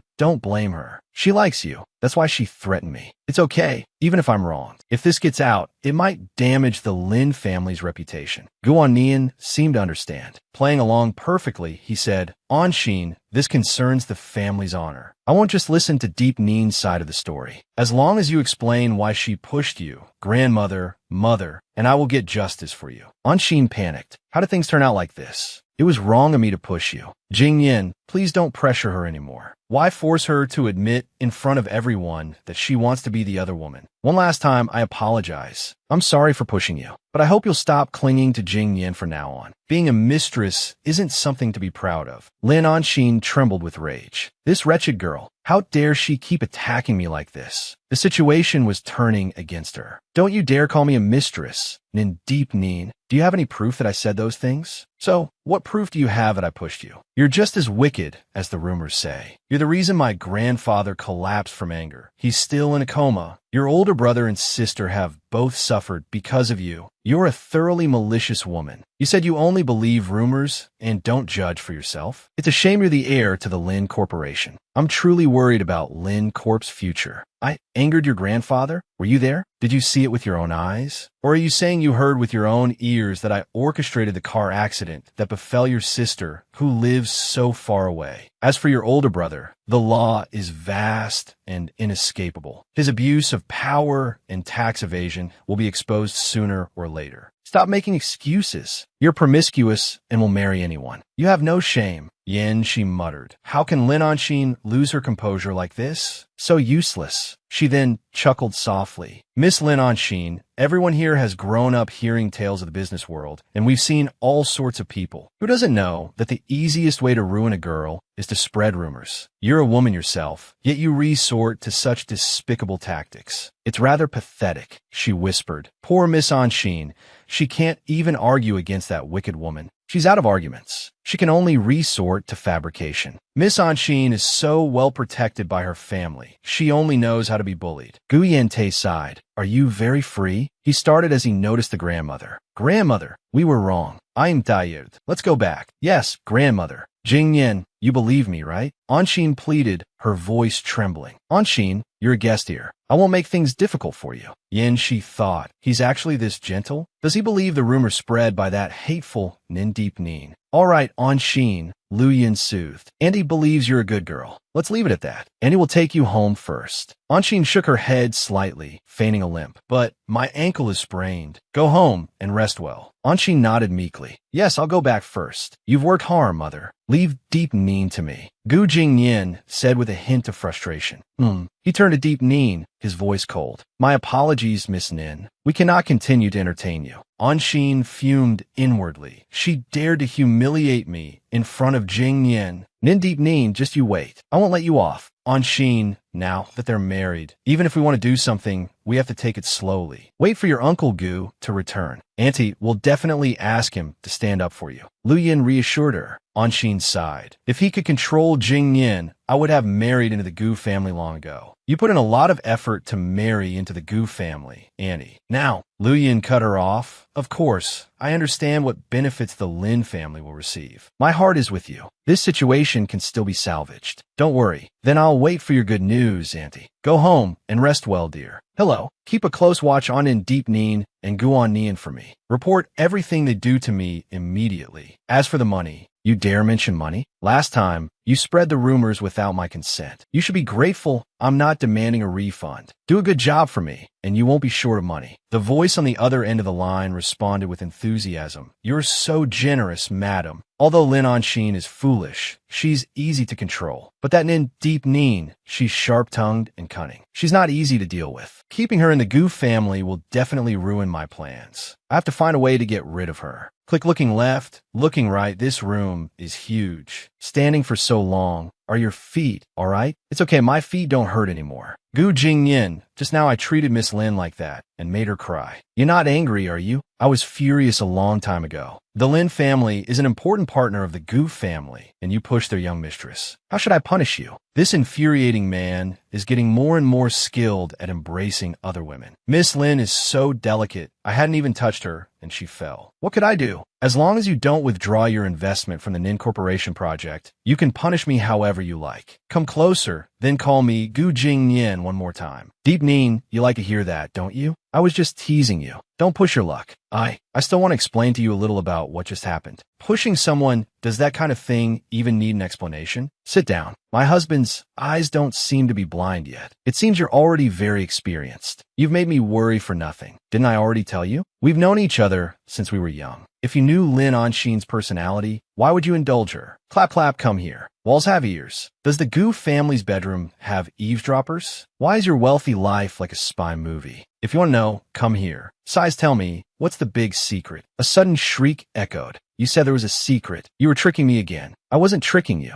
I'm serious. The relationship between the Lin family and my family is probably much more complicated than you imagine. Because, he paused for a moment, then continued, because the Lin family killed my mother. What's going on? I'm still investigating the details. So, for the time being, I can't turn against the Lins. It seems I thought the Gu family situation was too simple. Although our marriage is fake, what we face in the future are the affairs of an entire family, and it involves murder. I've been debating whether or not to tell you this. If you're scared, you can back out at any time. Scared? I'm not that cowardly. You telling me is actually a good thing. This way, I'm mentally prepared to deal with anything. The business world is like a battlefield. I never go into a fight unprepared. So, if in the future, I hurt you because of Lin Anshin and the Lin family, can you forgive me? You're my benefactor. Is there even an option to not forgive you? That's right. After all, we're just in a contractual relationship with money as the foundation. A bitter laugh if you chose not to forgive me. I might actually be a little happier. At least it would prove that you care about me, even just a little. He didn't seem very happy. This person is so strange. One moment he's like this. The next he's like someone else entirely. I can't understand what he's thinking at all. Could it be that my answer dissatisfied him? Don't worry. Stands up. You and I are in the same boat. You help me, and I will naturally do my best to support you. Smile's very good. I didn't misjudge you. No one is more suited to be my wife than you.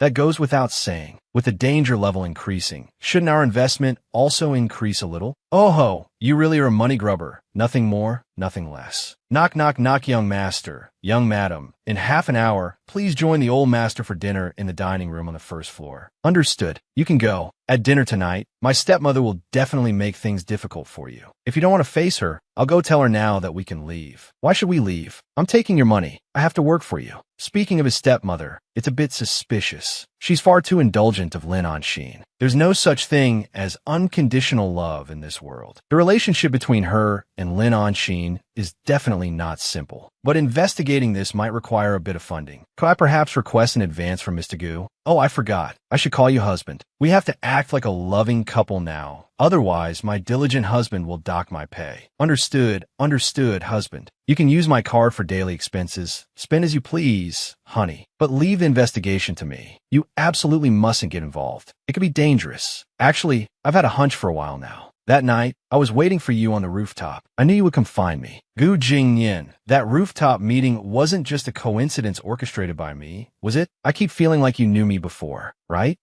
You intentionally let me approach you, sleep with you, and then had to pay me off? Don't joke around. Answer my question properly. Dinner's almost ready. Let's go to the dining room first. Gu Jingyin, did we really never meet before? Your question reminds me of childhood memory. Big brother, you have to leave? Yes, little Ning, don't forget me. Promise me you'll remember me. I swear I'll never forget, big brother. Good, never forget. We did meet before, but why don't you remember? You clearly swore you'd always remember me. Perhaps when you remember who I am, you'll understand my feelings. Isn't Yanxi back yet? Yanxi's research team has been in meetings all day. We don't need to wait for him. Then let's eat first. Mother about Anshin. Grandmother also knew that scheming stepmother would try something. So she told Lu Yun, while our family is eating, don't mention the affairs of outsiders. Anshin's matter ends here. But what if she goes back and tells Lin Anshin's father? What if she does? Lin Zhengtuang can hardly come here and question me. Surely the Gu family hasn't fallen so low that we have to worry about what they think. Mother, that's not what I meant. I'm just worried. All right, I understand. You're right. Even if Lin Anshin's father is upset with the Gu family, he'll have to swallow it. There's nothing to worry about. Compared to this, I have something more important to say. Miss Ning, although your marriage was rather hasty, the Gu family will certainly prepare a grand wedding for you. Hearing this, Nin understood and replied, "Thank you, grandmother." Her smile was utterly perfect. "The person I love is Jing Yin. I don't care about the wedding. As long as I can be with Jing Yin, I'm content." Jing Yin, Deep Nin, is truly someone who doesn't care about material things. Sometimes I don't know what to do with her. Congratulations, Miss Ning, on winning the Oscar for Best Actress. Life is like a play. It all depends on acting skills. Thank you. Thank you for the judge's recognition. Very good. Seeing you two happy makes me happy too. So, when are you two planning to give me a grandchild? Grandma, do you prefer a grandson or a granddaughter? Gu Jingyin's question made Deep Nin's face stiffen. Gu.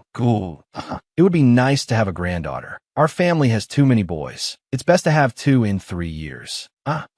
2 in 3 years? We'll definitely try our best to complete the mission soon. Come on, wife. Come on, what? My friend, don't make promises you can't keep about this kind of thing. Come on, brother and sister-in-law. Do your best. I also want a niece. Good job, Jing Yin. About this. This is quite rushed. Grandma's getting on in years. If she gets to hold a great-grandchild, she might feel 20 again. Deep Nin, am I right? Exactly. Where am I supposed to conjure a child from? Grandma, wait for our good news. Do your best. Save me. This is practically a public execution. This can't be delayed. Go back to your room and focus on producing a team for Grandma. All right, we'll go. What are you saying? You shameless scoundrel. For 3 years, you two have been self-sufficient, haven't you? Clearly, using the excuse of being busy with work is enough to get by. Just make Grandma happy. I'm just afraid that if we disappoint her later, it'll be an even bigger blow. How could she bear it if I lied to her like that? Ouch, what are you doing? Stop making that face. Then just do it with me and don't disappoint Grandma. What do you mean? Make me your real wife. Jing Yin, don't tell me you like me. That's right. I've liked you for a long time. I've liked you since a long time ago. Thump, thump, thump, You're really scary when you joke seriously, right? How are we going to sleep tonight? There's only one bed. This guy's mouth, not a single truthful word. I've been tricked. Isn't this big bed enough for Miss Nin to roll around in? Of course we'll sleep together. Come on, time waits for no one. Goosebumps. Be serious with me. This guy's addicted to playing the affectionate role, isn't he? Right? So sleepy. His energy is too good. He tormented me all night without sleep. My throat is almost raw from yelling. In reality, they were playing cards. I won. You cheated, didn't you? Losing all night. What bad luck. Drink some water and get ready to rest. It's so noisy. Who's watching TV this late? Yin-Shi, why aren't you asleep yet? Good evening, sister-in-law. This young man is the second young master of the Gu family, Gu Yin Kim. You got the wrong person. I'm Nin Deep Yin. Oh, hello. I'm Gu Yin Kim, Jing Yin's younger brother. I thought he wasn't coming home tonight. This young man looks a lot like Gu Jing Yin, but he gives off a completely different vibe. The atmosphere became silent. Deep Nin silently cried for help. Save me. Save me. This is so awkward. Deep Nin coughed, then excused herself. I've finished my water. Well then, good night. Yin Kim then spoke. Sister-in-law, since you're his sister-in-law now, didn't he tell you? Why does this kid talk like that? He's not at all likable like Gu Jing Yin. What's the matter? Is the reason he hasn't found a girlfriend because he's too busy with work? Actually, it's because there's always been someone in his heart. Deep Nin felt a flicker of something within her. But that's all in the past. Sister-in-law, don't mind it. Gu Yin Kim smiled slyly. At least now, the person beside him is you. Why does his expression make me want to hit him? Why did you want to tell me this? That's because I wanted to see your expression after you found out. It's just as interesting as I imagined. More surprised than jealous. You don't seem to care about it at all. Nin Deep Nin was done playing along. Enough, Gu Yin Kim. This little act of yours isn't funny at all. Prior investigations into Gu Jing Yin had mentioned his younger brother. At only 19, he'd already earned a PhD from MIT, declined a U.S. green card and a top-tier award, insisting on returning to their country. He'd been leading the core research at Gu Scientific Technologies, a subsidiary of the W Group. The significant breakthroughs Gu Scientific Technologies had made in the last 2 years were all thanks to this young engineer. This kind of person was called a genius, and geniuses were often a little eccentric. Are you crazy? What normal person would have this kind of thought process? So I'm really curious. Sister-in-law, you clearly don't like my brother. Why did you choose to marry him? Is it because Nin Corp is about to go bankrupt? Or is there some kind of deal between the two of you that everyone else is unaware of? Deep Nin was startled. This kid's guesses were a little too close to the truth. What is he trying to do? Gu Yin Kim, these are all your subjective speculations. Are they my subjective speculations? They seem pretty accurate, sister-in-law. Sleep well. It's better to stop provoking him, Deep Neen thought. With such a sharp gaze, the more I say, the more likely I am to slip up. It's best to keep my distance from him in the future. But this annoying brat's attitude is really infuriating. He's completely treating me like a monkey, teasing me to death. She suddenly froze. If Gu Jingyin had someone else in his heart, why would he marry her? Why would he say she was the most suitable person to be his wife and keep teasing her, saying he liked her? Why should I care who his white moonlight is? What does it have to do with me? It's just a contract marriage. She was incredibly annoyed. It's all because of that lunatic Gu Yin Kim. He's made me start overthinking things. Ugh, just wait until that huge sum of money arrives and Nin Corp is revived. Men are nothing more than something I can hold in the palm of my hand. Calm down, calm down. Just treat him like air. Though those sculpted abs are hard to ignore. Why is he taking so long? I've finished showering and I'm ready to sleep. I told you to wear clothes at home, she thought, irritated. Who are you showing off those tempting abs to? Why don't you go seduce your white moonlight? So annoying. I'm wearing clothes this time. Still angry? Gu Jingyin asked, showing off like that is inappropriate. Don't you know our story might have to be censored? It's my turn to shower now. Don't come in. He was fine just now. Why is he angry after just going to get a drink? Open the door. Deep Neen wondered. Did something happen downstairs? Guyen Kim, I'm done showering. Turn off the lights and let's sleep. The room was empty. Where is he? Nin Deep Neen, I need to talk to you. She suddenly wanted to avoid him. Can we talk tomorrow? I'm sleepy. Gu Jingyin stepped closer. Come here. Good night. He reached out. I just want to say one thing. You should only listen to me. Don't care what anyone else says. Understand? He seemed to have guessed that Guyen Kim had stirred up some trouble and was preemptively cautioning Deep Neen. You should only listen to me. Don't care what anyone else says. Understand? You're my benefactor at the Gu residence. Of course, I'll listen to you completely. Deep Neen stepped back. I'm not talking about that. Nin Deep Neen, actually Before he could finish, Deep Neen cut him off. All right, I'm really sleepy. Good night, she thought. He clearly has someone he likes. So why did he agree to this contract marriage with me? And why all these vague, ambiguous words? I really want to know the reason, but I can't bring myself to ask. What if I ask jokingly? Something like, hey, I heard you have a white moonlight. Or should I seriously ask, do you still have feeling for that person? Or maybe something a bit more serious. Gu Jingyin, do you realize how irresponsible you're being by marrying me? But what right do I have to question him like that? Our relationship is just a contractual agreement, a mutually beneficial arrangement. I shouldn't overthink it. I haven't even realized I've fallen for Gu Jingyin yet. Why don't you remember anything? You heartless blockhead. You're sleeping pretty soundly, though. A caress. This is your punishment for forgetting me. Now prostrate yourself. Just now, I wanted to talk to her directly about it, to prevent her from overthinking. But she's clearly avoiding the topic. Could it be that she hates me? Actually, that night, I originally planned to surprise her for our reunion. I organized a dinner party, intending to let Xia Yuan pester her first. Then I'd appear like a knight in shining armor. Who knew that unreliable guy would get stuck with a clingy actress and stand me up? By some unfortunate twist of fate, everything went off script. She showed up on her own, but she only saw me as her prey. She didn't remember me at all. It killed me. But if fate has brought us together again, I won't let her go. It doesn't matter if she's forgotten me.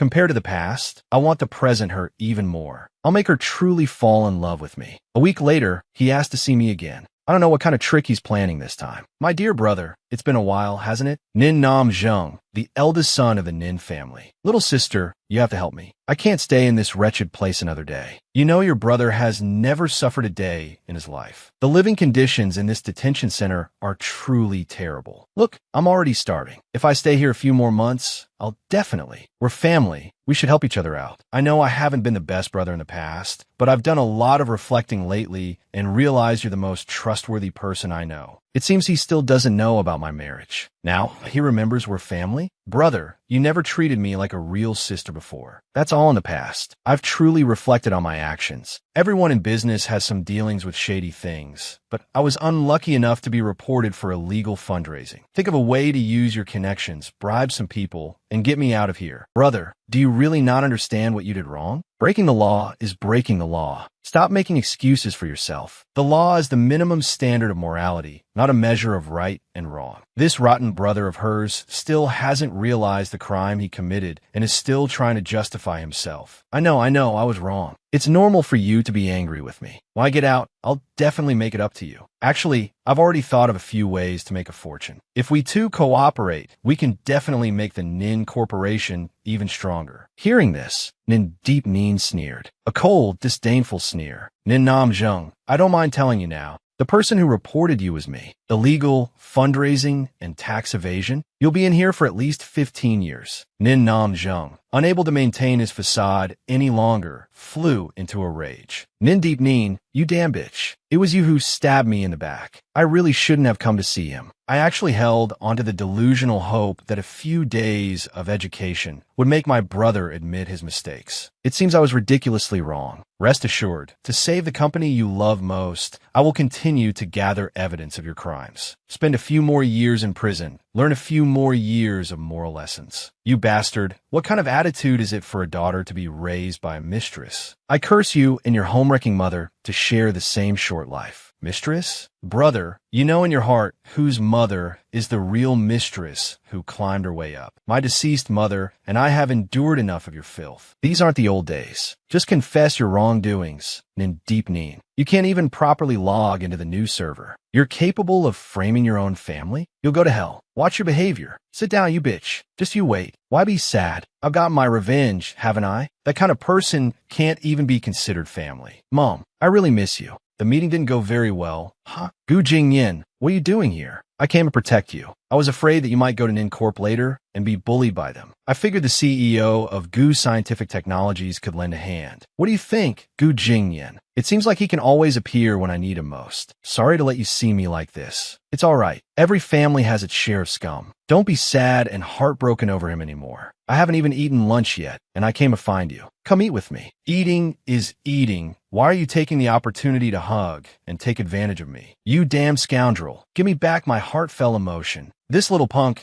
is determined to frame Nin Deep Nin. You damn snake. I absolutely will not let you live in peace. Wang Gao of the Heavenly Slaughter, wait until I get out. I will definitely kill you. As soon as Nin Deep Nin left, Qin Sheng sent people to cause trouble. CEO Nin, Qin Sheng, what are you doing here? To see how miserable I'm living? I don't have that kind of hobby. This is Tuong then, the top lawyer from the Dawu law firm. With him helping you with your second trial, there definitely won't be a problem. CEO Ning, hello. Based on the information we have, the current probability of success for your second trial is less than 10%. When appealing again, we can cite our disagreement with the verdict of the first trial as the reason. But this requires us to examine the information you have to see what can be used. Nin Nam Zheng, seeing such a young lawyer, felt hopeless. Huh, what use is such a young lawyer? My win rate since I entered the profession has been 100%. I absolutely do not take cases I'm not confident in winning. CEO Nin, you can trust me. Qin Sheng, why are you being so kind as to proactively help me? Just tell me, what's your purpose? If this Nin Nam Zheng was so smart, he wouldn't have drawn up a dirty contract and ended up in here. I won't hide it from you.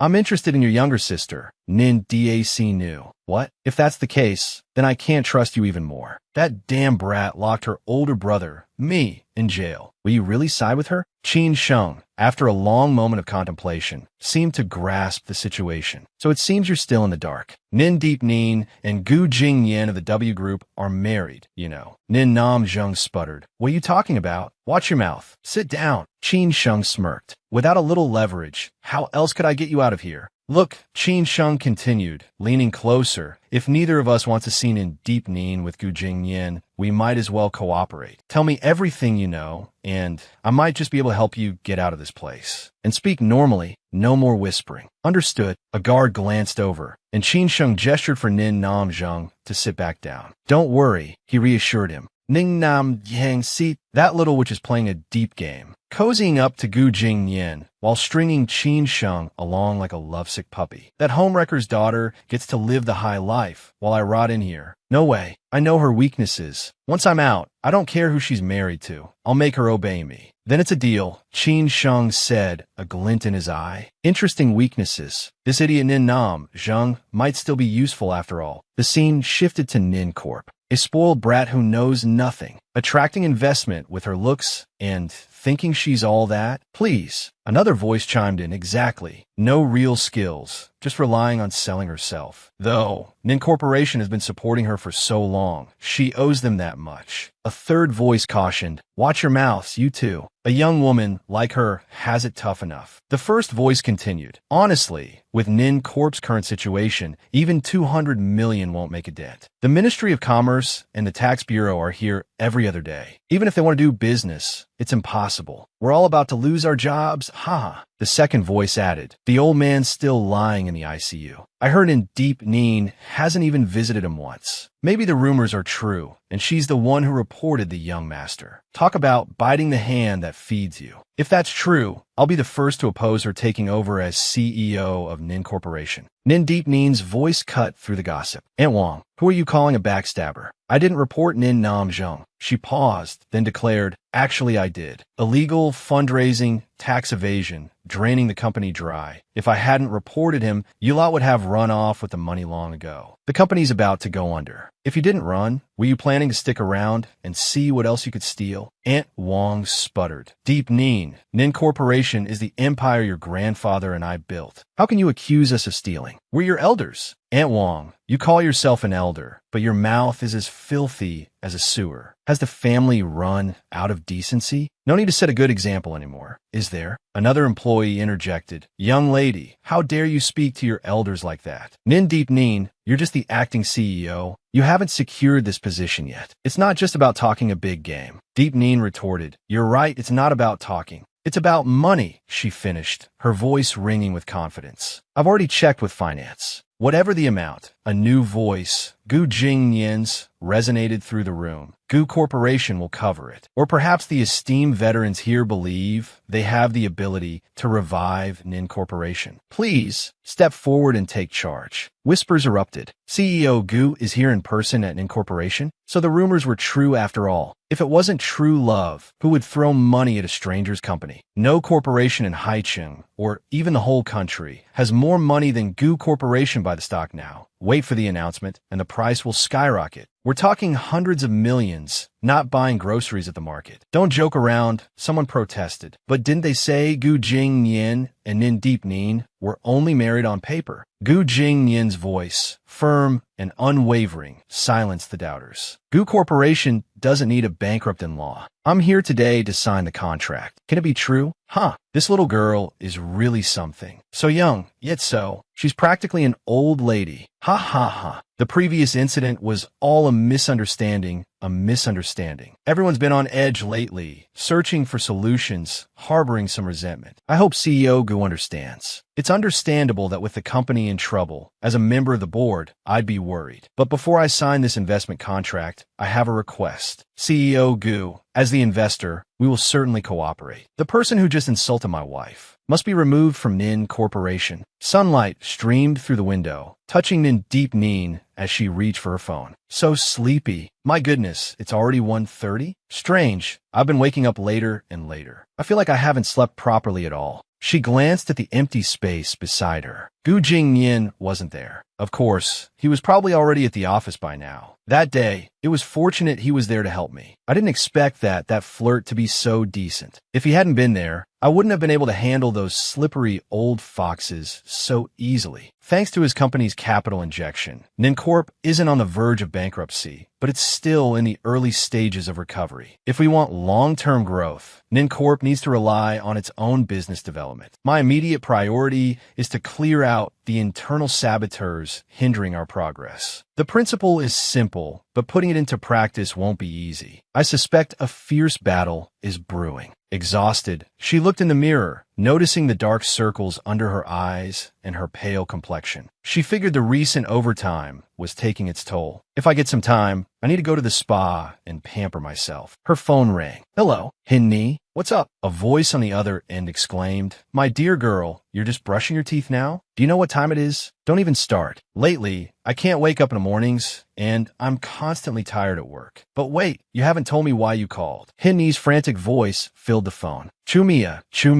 My stepmother said there was something urgent and asked me to come over. Turns out it's a blind date with that jerk, Hong Win. A blind date? Calm down. I'll be right there. Wait for me. If that womanizer tries anything funny, I'll be the first to tear him apart. Hinni looked at the lavish spread on the table, a feast fit for royalty. She stammered, Mr. Ha, is this a camel at lunch? Hong Win, clutching a bouquet of red roses, declared dramatically, this is a welcome gift for you. I hope you like it. He added narcissistically, no woman can resist roses as passionate as me. Ahaha. Hinni's first step in gracefully declining this blind date was to project an image of pure innocence. She giggled shyly. Oh, Mr. Ha, you're too kind. Inwardly, she fumed. What is this lunatic doing? This is so old-fashioned. Don't look at me like that. I'm quite traditional. I believe in men working outside and women staying home. Miss Luong, if you marry into the Ha family, you won't need to work. Just stay home, raise children, and tend to your husband's needs. And the second step in my elegant refusal of this blind date is to unleash my unyielding masculinity. Hinni chuckled, thinking, no need, I'm quite happy with my work. So, if we have a few kids later, what then? Think we could form a whole soccer team? That would be fantastic. She inwardly assessed the situation. I've got this guy figured out. He doesn't want to be here either. Let's see how long he can keep up this charade. Oh, Miss Liang, thinking about bearing heirs for the Ha family already? Seems you're eager to marry into our prestigious lineage. Of course, I'm a traditional woman. My dream has always been to be a virtuous wife and a good mother. It would be your blessing to marry into the Ha family, Miss Liang. But understand this, if I haven't slept, you won't sleep either, and you'll be up before me, preparing 3 meals a day. That's perfectly fine. It's a wife's duty, isn't it? Hong Gwyn thought, as Hinni remained unfazed by his pronouncements. I've laid it on thick, but she's not even angry. This girl is tougher than I thought. I figured I'd have to be somewhat polite, given she was introduced by my grandfather. Forget it. Let's cut to the chase. I was just putting on an act for you, trying to give you a way out. Couldn't you tell? You really have no discernment. Don't even dream of stepping foot into the Ha family. Oh, so fierce. Couldn't you tell I was putting on an act too? I thought we could just chat nonsense for a while, save face, and then go our separate ways. Hong Gwyn was taken aback by her sudden shift, completely bewildered. Young Master Ha, your ability to repel people is truly impressive. Try to play games with me? You're still wet behind the ears. I'm excellent at reading situations. Weren't you trying to provoke me into ending this date so you could walk away scot-free? You're a despicable, shameless man. Your goal was to put all the blame on me so you could make a clean getaway. You truly are a contemptible, spineless excuse for a man. Hong Gwyn felt like he'd been slapped, then bombarded with verbal artillery fire. The one who's truly blind is you, young Master Ha. You're so used to being surrounded by sycophants, their sweet words filling your head with arrogance. Do you really think you're so desirable? Without your money, you're nothing but street trash. Anyone with a lick of sense in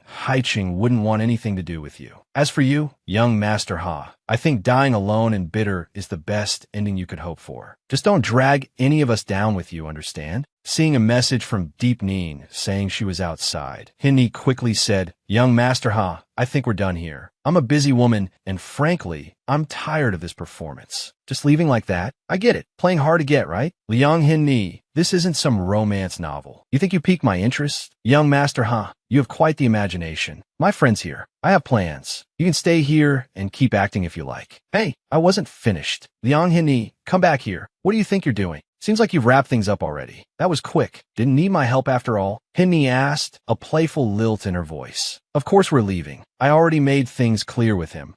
Deep Neen replied, a hint of satisfaction in her tone. I was worried he'd be difficult to deal with, but it turns out I overestimated him. You know, a playboy like him couldn't even form a coherent sentence in front of me. Deep Neen glanced back at Hong Gwyn. He seems to be in a daze. He giggled. Did you unleash your inner feelings on him again? Honestly, I'm practically doing a public service by getting rid of him. Look, he's already leaving, isn't he? Hearing footsteps approaching, Hinni's heart pounded. Wait, he's coming back. What's he doing? Han Wen's voice, laced with a strained authority, cut through the air. Luong Hinni, stop right there. This blind date was arranged by my grandfather. You can't just leave like this. You need to hear me out. He grabbed her arm. Hinni, let go of me, she protested. Deep Neen arrived just in time to intervene. Mr. Ha, she addressed him coolly. How's your celebrity girlfriend doing these days? Recognizing her, Hong Gwyn quickly withdrew his hand. You're Gu Jingyin's wife. What are you doing here? Deep Neen's expression remained composed. I'm here to pick up my friend. Is there a problem, Mr. Ha? Han Wen's mind raced. A friend? So that's how it is. No wonder she looked at me like I was some kind of cockroach earlier. He turned to Deep Neen. If we've established that, then we'll be leaving now, won't we? He turned back to Hin Ni. Miss Luong, wait. I'm really not the kind of person you think I am. Hin Ni scoffed. Oh, please. There's nothing to explain. Mr. Ha, you were just about to lay your hands on me. If I hadn't stopped you, who knows what you would have done? Han Gwyn desperately tried to salvage the situation. No, it's not like that. Please listen to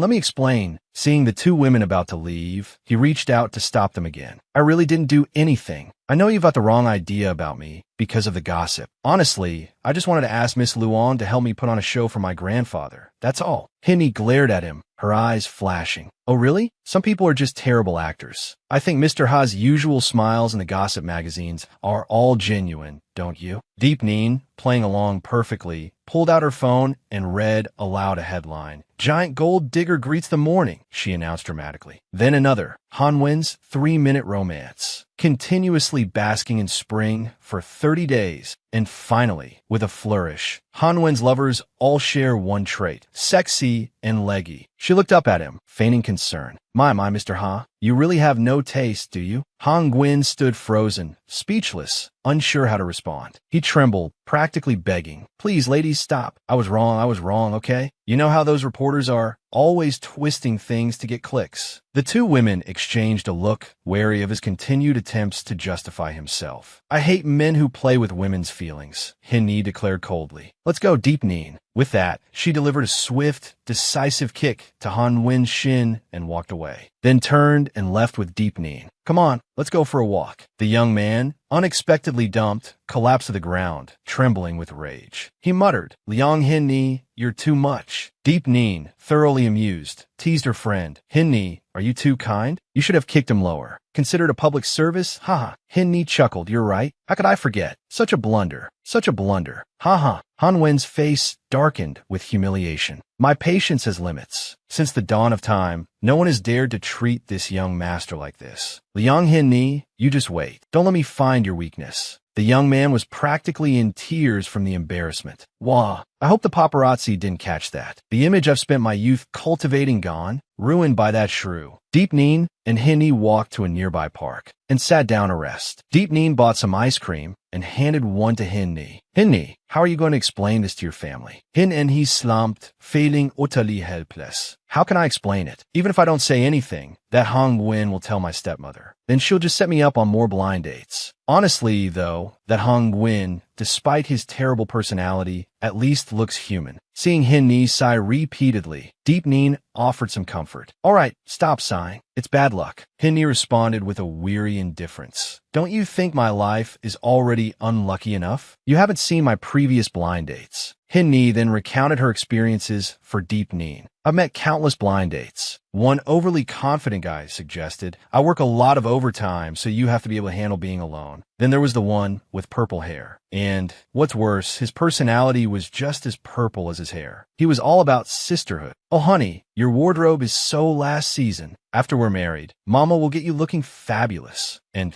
don't even get me started on the most recent one. An old man practically on his deathbed who still wanted a young wife. Little Liang, I'll give you 200,000 a month. You just have to be beautiful, huh? Hin Ni shivat remembering. See? Back then, I saw the whole spectrum of crazy. Deep Neen sighed in empathetic exasperation. Hin Ni, you've really suffered. Then Deep Neen started to complain. You have weird blind dates, and I have crazy relatives. Hin Ni sighed, lamenting their shared fate. We both have such bright futures, huh? Then, unable to contain themselves any longer, they hugged each other and cried over their miserable lives. Oh, Hin Ni, Deep Neen said, come with me to the hospital later. I don't know why, but lately I haven't been able to sleep properly. I feel tired all the time. I can't even focus on work. Hin Ni's eyes widened as if a thought had struck her. My dear friend, she declared, you're not pregnant, are you? Deep Neen, hearing the word pregnant, froze, her jaw dropping. A moment later, the implication sunk in. Deep Neen shot to her feet. She hadn't considered this possibility at all. Flustered, she stammered, How could he be so accurate? Just once? Could I really have won the lottery? Wah! Hinni chuckled, snatching the ice cream from Deep Neen's hand. Regardless of whether you are or not, don't eat anything spicy or cold until you're sure. Deep Neen stared at her empty hand, speechless. Hey, my ice cream. Don't be like that. You can eat it even if you're pregnant. Hinni immediately launched into a song about fish. Everyone's constitution is different. To ensure your safety, I'll dispose of this ice cream for you. Deep Neen sat beside her, dejectedly weeping. Wah, what if I really am pregnant? Hearing the question from her best friend, Hinni snapped to attention. Then, of course, you use the child to blackmail him into splitting his assets with you. After that, you can support yourself, and I can be a beautiful flower vase, enjoying wealth and prosperity. All our problems will be solved. Seeing her friend's mischievous grin, Deep Neen snapped, exasperated. You're terrible. This is my best friend, and you're telling me to count money? Seriously? And he giggled. Hee, I'm really starting to question life. Are you even really my best friend? Hee, still being annoying, I see. And he chuckled. Hee, thanks for acknowledging I'm your best friend. Seeing Deep Neen's downcast expression, Hinni stopped joking and patted her shoulder reassuringly. All right, I'm done teasing you. Maybe it's just because you've been busy with work lately. That's why you're feeling this way. Deep Neen just ran her fingers through her hair in frustration. I hope so. Being pregnant. I'm not ready at all. Hinni's face took on a worried expression. Ready for what? You're already married, aren't you? Or are you worried because Koan still has that by Yuegwang fluttering around? Is that why you feel insecure? Deep Neen's stomach twisted. She hadn't told Hinni about the contractual nature of her marriage to Koan. What should she do? Should she tell her? She stammered, unsure how to begin. Hinni, Sensing her friend's hesitation, Hinni interrupted. Regardless of what secret you're keeping from me, right now, I just want to ask you one thing. Are our families just in this for the money? Our marriages aren't our own choices. So, I think you being able to choose who you marry is already better than me. If you have feelings for him, then why not be bold? Take a step forward and capture his heart. Deep Neen's mind was in turmoil. She looked at the stream of people passing by and murmured, Step forward? But ours is just a marriage of convenience. Talking about love is too far-fetched. Deep Neen looked down at her stomach, placing a hand on it gently. Just thinking about being pregnant makes me feel uneasy. I'm probably not, right? Meanwhile, at the W Corporation, a secretary led Ko-on's grandmother into his office and bowed. CEO Ko, Madam Ko has arrived. Seeing his grandmother, Ko-on immediately stood up, a worried expression on his face. Grandmother, why are you here? You have a hospital checkup tomorrow. Why aren't you resting at home? Grandmother Ko chuckled. It's nothing. I just wanted to get out and about, get some fresh air. Yeah, and she's on summer break, and she's been chattering nonstop at home. I'm about to lose my mind. Grandmother Ko settled into a chair and continued to complain. She keeps going on and on about wanting to take me to some cultural relics exhibition. It's driving me crazy. Ko-on solicitously helped his grandmother into a more comfortable position. Please, grandmother, sit down. If she's bothering you, I'll talk to her tomorrow and take her on a trip around the world. She can come back when school starts. Grandmother Ko shook her head. Yin, she cares about me. I know that. She's a smart girl. I just hope she can stay this innocent. Ko-on's voice was filled with conviction. Don't worry, grandmother. With me here, Yin, she won't go down the wrong path. Grandmother Ko hurriedly reminded him. Don't forget, your father, strictly controlled by his wife, always believes your stepmother. Don't blame me for urging you. While I can still make decisions for you, quickly give me a great-grandchild and cut off any inappropriate thoughts your stepmother might have. Ko-on approached Grandmother Ko and reassured her. Don't worry, grandmother. By next year at the latest, I'll definitely give you a great-grandchild to hold. You must live to be 100 years old. Hearing this, Grandmother Ko's eyes crinkled with laughter. Good. If you say so, then I'm at ease. Overwhelmed with worry, Hinni had taken Deep Neen to the city's #1 People's Hospital for a checkup. The results came back quickly. Holding the ultrasound report in her hand, Deep Neen felt faint. The ultrasound showed an early pregnancy within the uterus. The fetus was alive. The recommendation was for clinical correlation and regular follow-up appointments. Oh my God, I'm actually pregnant. Deep Neen cried out in alarm. Hinni, what should I do now? A nearby nurse gestured for quiet in the public space. Hinni, however, grinned, nonchalantly covering her mouth. Haha, my mouth is truly magical. I was spot on. TSK. Ko-on's physique is really something else. Tears streamed down Deep Neen's face. Wah, Hinni, you're still joking at a time like this? All right, I won't tease you anymore. Be careful during this early stage of pregnancy. Don't get agitated. Just then, as she moved closer, Deep Neen suddenly froze, noticing a mark on Hin Nee's face. What happened to your face? Hin Nee quickly covered it with her hand. Nothing. Don't mind it. She thought to herself, I clearly used concealer. Did the foundation come off? Deep Neen reached out and touched the injury on Hin Nee's face. Don't hide it. I already saw it. Does it hurt? Who hit you? Was it your stepmother? Hin Nee denied it. It wasn't her. I'm really okay. Deep Neen.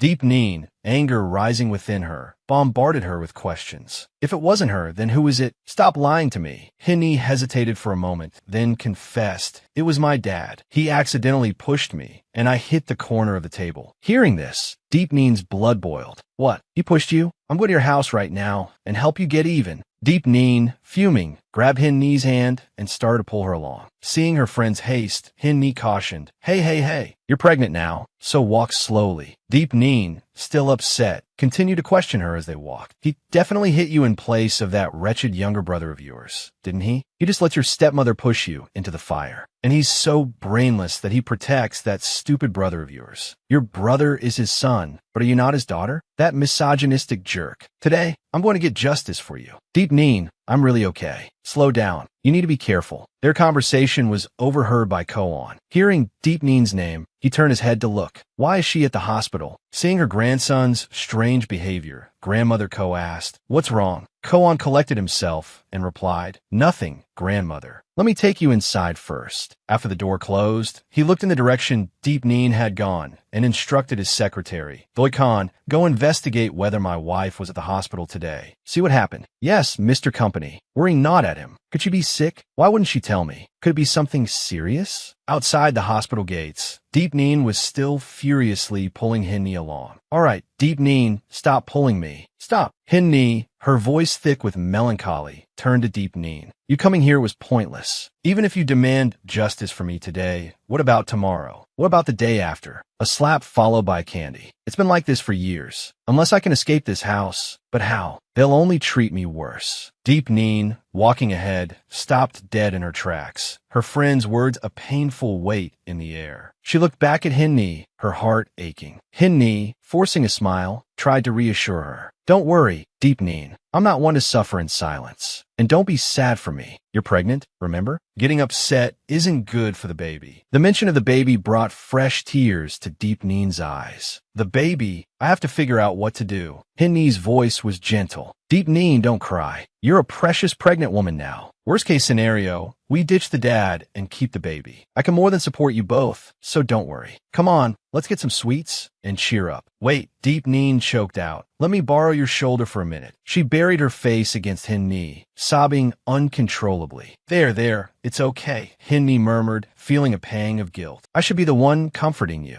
And here you are comforting me. I'm so sorry. Hin Enhi. Pregnancy hormones. Deep Neen mumbled into her shoulder. I understand. It's okay. But Deep Neen's face was etched with sorrow, her eyes brimming. Is it really just the pregnancy? She wondered. If so, this reaction is a bit extreme. Perhaps it was because in Hin Nee, she saw a reflection of her own life, the same pain inflicted by family, the same impossible burden to simply let go. The thought of the baby returned, a heavy question mark hanging in the air. Should I keep it? After their walk, the two friends parted ways. Deep Neen entered her home, kicking off her shoes and muttering to herself. It's only the first trimester. Why am I so tired after just a few steps? I feel like my bones are dissolving. Ko-on, her husband, greeted her with a smile brighter than usual. You're home. Early today, too. Deep Neen stared, bewildered, at the sight of Ko-on wearing an apron and preparing dinner. 1,000 questions swirled in her mind. Ko-ang,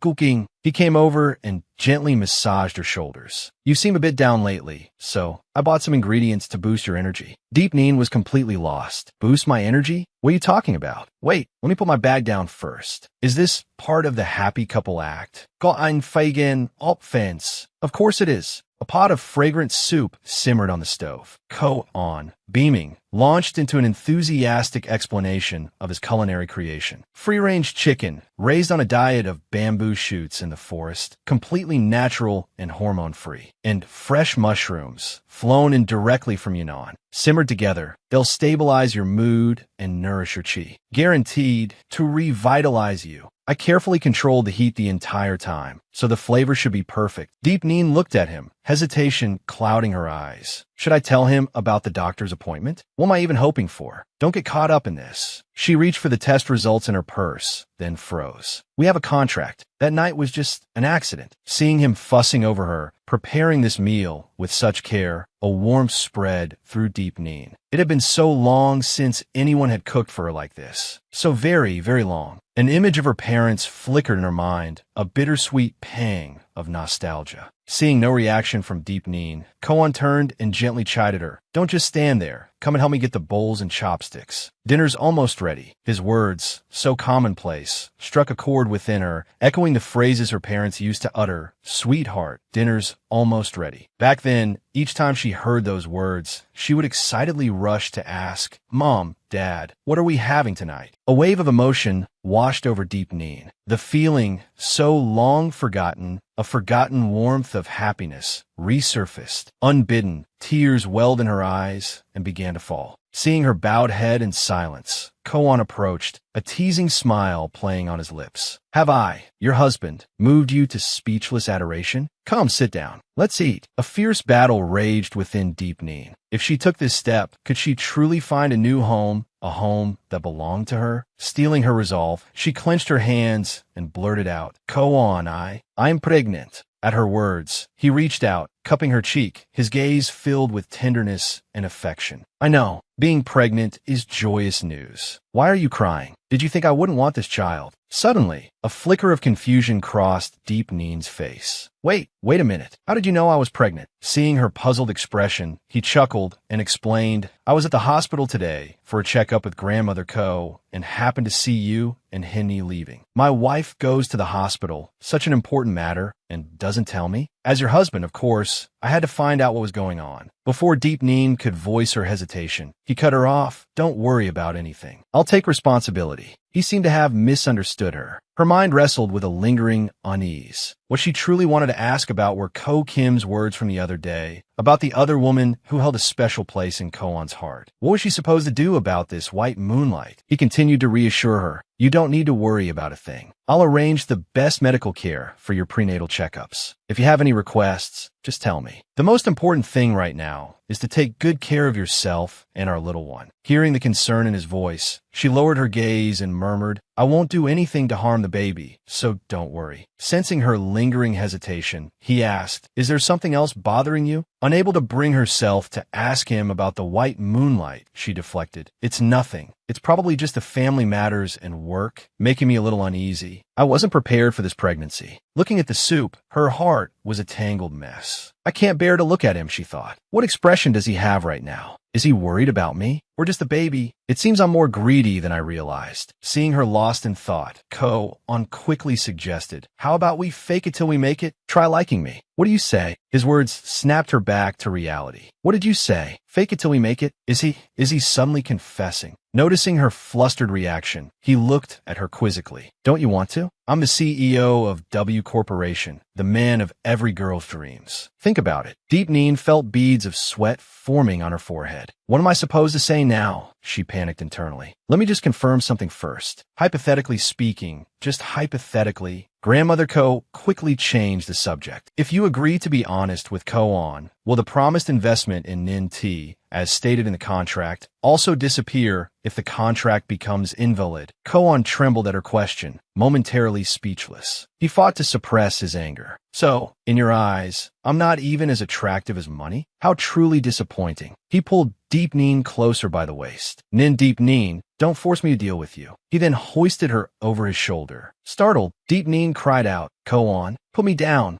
I haven't finished Madame Ko's soup yet. Is now really the time to worry about that? You should be more worried about your own situation in bed tonight, he retorted. What do you mean by my own situation? Go on. Don't tell me you're planning on taking your payment, she stammered. He responded domineeringly. What I want is for you to be honest. Do you understand? She pounded on his back in frustration. Understand my foot. I'm pregnant. Do you even care about this baby anymore, you brute? Her words stopped him short. Right, she was pregnant. How could he have forgotten? And so, the young man found himself in dire need of a cold shower. He was furious with himself. The cold water calmed him, and he berated himself for his foolish behavior. Just being near her made him lose all control. Deep Neen stood outside the bathroom, listening to the running water, a smile playing on her lips. She gently touched her stomach, a look of happiness on her face. Little one, she whispered, your father wants honesty. Should we give it some thought? The next day, at the W Hotel, Hinny had been waiting for Deep Neen in front of the hotel for some time. Seeing her step out of the car, she called out excitedly, Deep Neen, over here. Hinny, I'm here. You look beautiful today. Hinny, her hair in a high bun, wore a white evening gown that accentuated her elegance. Hinny playfully showed off her attire to her friend. My stepmother took me to choose it. I purposely picked the most expensive one. Drain her bank account a bit. Serves her right for making me go flirt with rich boys to earn money for the Luong family. Sorry you have to be my escort again. Deep Neen. Hinny, don't be silly. Good friends help each other out, of course. Hinny leaned closer to Deep Neen, her voice hushed. But enough about me. Did you tell him about the baby? Deep Neen's expression was unreadable. It's a funny story, actually. He saw us at the hospital that day. He knew before I even told him. Hinny's curiosity was piqued. Oh, and what was his reaction?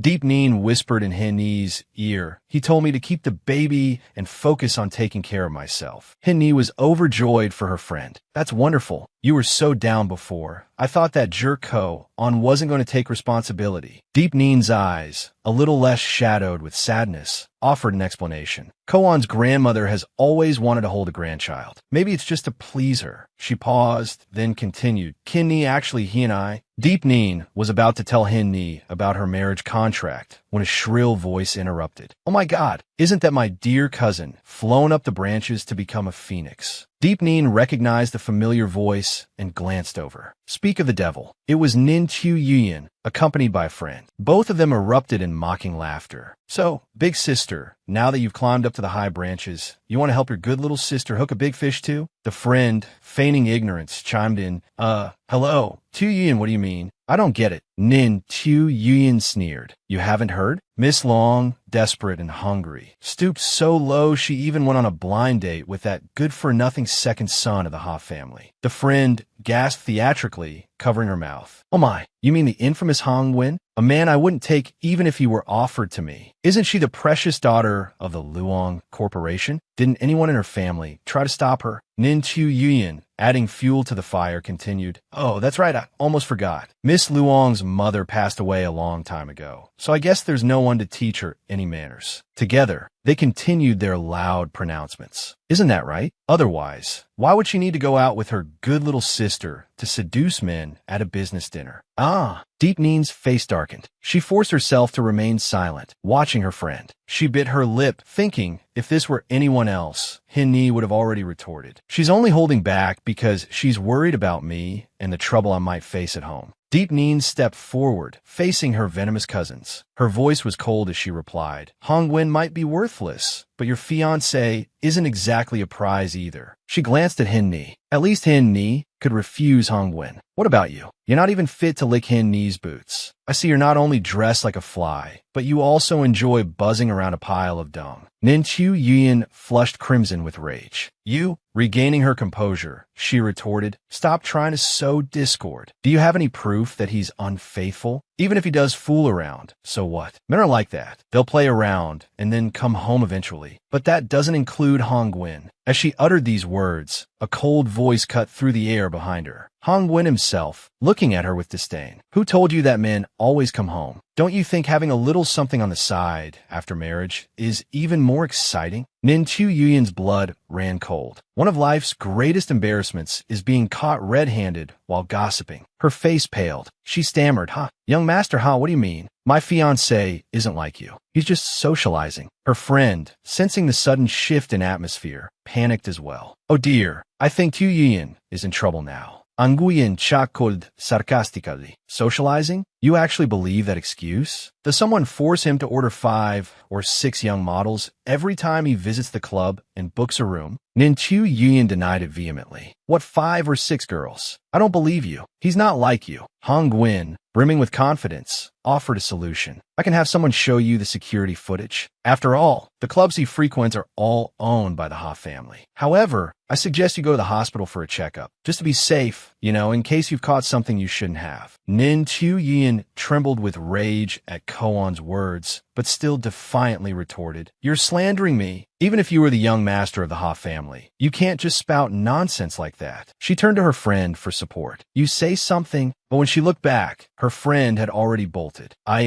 I need to use the restroom. Sudden urge, gotta go." Chu Yin cursed under her breath. Useless. Gnashing her teeth, she seethed, "Damn it, I can't believe Hong Nguyen is actually defending them. A disgraced, illegitimate child, and a fake heiress that the family treats like dirt. What do they have that I don't? Just you wait. The higher you climb, the harder you fall. I don't believe your good fortune will last." After that, Nin Chu Yuan was completely ignored. Hong Nguyen approached Hin Ni with a bright smile. "Miss Luong, let's forget our past disagreements. How about we get to know each other again? Give me a chance to be the knight in shining armor who escorts you 2 ladies inside. What do you say?" He glanced at Deep Neen. "Looks like someone wants to steal your job." And he chuckled, "Unfatsit. I'm not worried. Not in the slightest." She smiled at Deep Neen. "Well, shall we go in? Let's not waste any more time on him." As the 2 women turned and walked away without a second glance, Hong Nguyen spluttered indignantly. "Hey, what do you mean, waste of time? You're just going to ignore me like this? I just helped you out of a sticky situation, Utterly frustrated, he chased after them. "For this, I took out all my piercings. I even chose my most understated outfit. And for what?" He muttered to himself as he ran. "This is so depressing. I'm dying of frustration. I'm always the one doing the ignoring, not the other way around. Especially not Luong Hin Ni. If I ever show her any more attention, I'll eat my hat. I swear I will." Inside the party, Hin Ni was making polite conversation with some business partners. "Ha, is that so? Well then, allow me to finish this glass. You two, please, feel free. Miss Luong, you're quite the drinker. Well, it would be rude of us not to finish our drinks if you're going to be so generous." Deep Neen, watching from a distance, felt a pang of sympathy for her friend. These past few years, Uncle Luong has been so blinded by that mistress of his that he's willing to use even his own daughter as a business tool. He used to adore Hin Ni so much. How could he change so drastically? Men, you really can't rely on them. Seeing Hin Ni drink glass after glass, Deep Neen grew increasingly worried. That's her 8th. I can't let her drink anymore. I have to find a way to get her out of this. Just as she was about to intervene, Hong Nguyen beat her to it. He snatched the glass from Hin Ni's hand and barked at the 2 men. "Get lost." Recognizing Hong Nguyen, the 2 men, knowing they couldn't afford to offend him, quickly made their exit. Hong Nguyen turned to Hin Ni, his voice laced with exasperation. "Luong Hin Ni, what are you doing? Just drinking whatever they give you? Do you think you're some kind of legendary heroine who can hold her liquor? Couldn't you see they were deliberately trying to get you drunk?" Hin Ni, equally irritated, shot back. "I'm not stupid. Of course I could see that. You're just a potential suitor, not my husband. Don't act like you've caught me cheating. You might not care about losing face, but I do. What I do is none of your business. Stop bothering me. Now, if you'll excuse me." She pushed past him and walked towards Deep Neen. Seeing Hin Ni sway and nearly fall, Deep Neen quickly reached out to steady her. "Hin Ni, be careful. How are things going?" Hin Ni replied in a low voice. "Let's find somewhere to rest and talk. My stomach is really upset." Hong Nguyen stood frozen, a knot of frustration in his chest. "Right, we're just on a blind date. Why should I bother meddling? Chasing after her isn't my style." Hin Ni walked alongside Deep Neen, muttering to herself, "Men are unreliable. Even good ones change, just like my father. I definitely shouldn't hold any hope for them." Deep Neen guided Hin Ni to a long sofa and sat her down. Rummaging in her purse, she grumbled, "That stepmother of yours, how many men does she think you can handle? It's a good thing I brought a hangover remedy. It won't work instantly, but it should at least ease your stomach." Hin Ni took the remedy and quickly swallowed it, then leaned her head against Deep Neen's shoulder. "It's a good thing you're always there for me. Your bag really is like Doraemon's magic pocket. You have everything." Deep Neen chuckled. "Stop flattering me. Seriously, though, you should cut ties with your father. I can support you."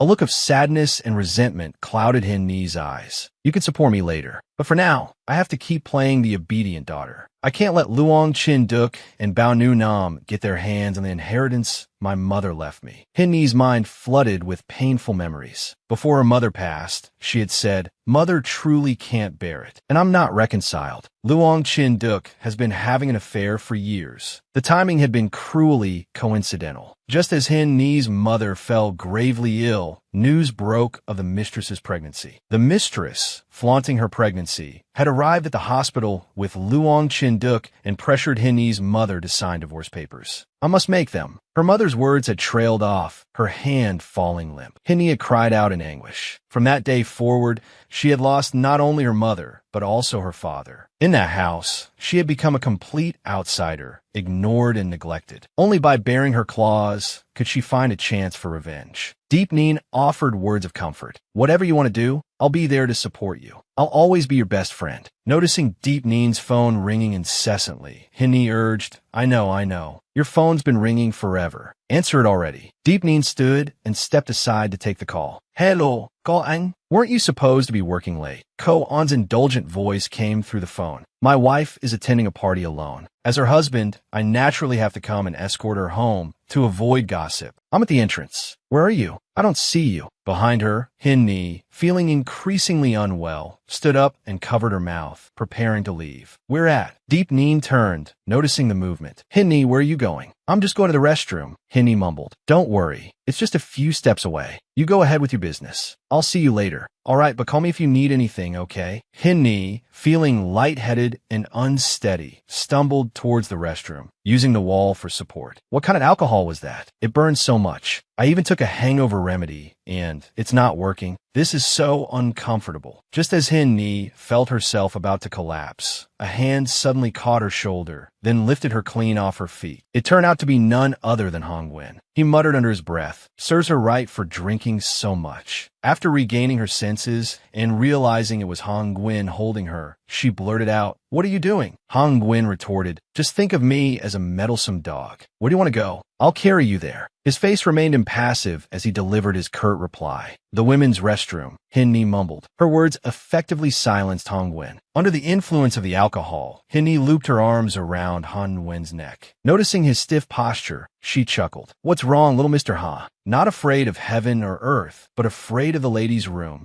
Hong Nguyen, regaining his composure, held her securely and started walking towards the restroom, retorting, "I'm a man of leisure, not a lowlife. I'm only taking you to the door of the women's restroom so people don't get the wrong idea." Hin Ni burst out laughing. "So, Mr. Hong Nguyen cares about his reputation after all?" Hong Nguyen shook his head and sighed. "Am I really that bad in your eyes?" Too drunk to hear him clearly, Hin Ni asked hazily, "What are you muttering about?" Reaching the restroom, Hong Nguyen put her down. "Nothing. We're here." Hin Ni stumbled forward, waving her hand dismissively. "Yeah, wait for me. And don't peek." Faced with the intoxicated heiress, Hong Nguyen could only offer a helpless warning. "Be careful not to fall." I know. Don't worry," she slurred. While waiting for Hin Ni, two other men walked by, engrossed in their own conversation, oblivious to his presence. I deliberately switched her drink for something stronger earlier," one of them chuckled. The other nodded, asking, "But didn't you say you wanted to woo the heiress of Van Hoa Khoi Min? Why are you competing in a drinking contest with the Ha family's daughter?" The first man grinned slyly. "She had something come up at the last minute, so I had to find a spare tire to play with. She has no idea I'm just drinking water to fool her." His companion offered some advice. "Luong Hin Ni is just a tool, not pampered. She has neither money nor resources. You won't gain anything from her." The first man scoffed. "Who said I need to marry her? A girl like that, with a pretty mother but no mother's love? Honestly, just show her a little attention and she's easy prey." They were unaware that their conversation was causing Han Nguyen's expression to darken considerably. The two men continued their conversation as they turned towards the restrooms. "Haha, be careful playing with fire, buddy." The first man, a seasoned playboy, was experienced in these matters. "What's there to be afraid of? If anything happens, I can just throw money at the problem. Her stepmother, that social climbing homewrecker, loves money. And everyone knows Hin Ni's been sidelined by her. A few more drinks, a trip to a hotel, and it's a done deal, right?" Hong Nguyen had heard enough. He stepped forward and barked, "Hey, you two, stop right there." Startled, the two men turn around confused. Ang Nguyen Prasaon. Were you just talking about Luong Hinni? The two men quickly recognized Hong Nguyen. Instead of being intimidated, they sneered, "Oh, it's the young master of the Ha family. Don't tell me you're interested in her too." His companion chuckled, adding, "Makes sense. We heard you were set up on a blind date with her. You must be pretty pissed that she turned you down so publicly." Oblivious to Han Nguyen's darkening expression, they continued their taunts. "No need to get so worked up over her, young Master Ha. We heard that Luong Chin Duk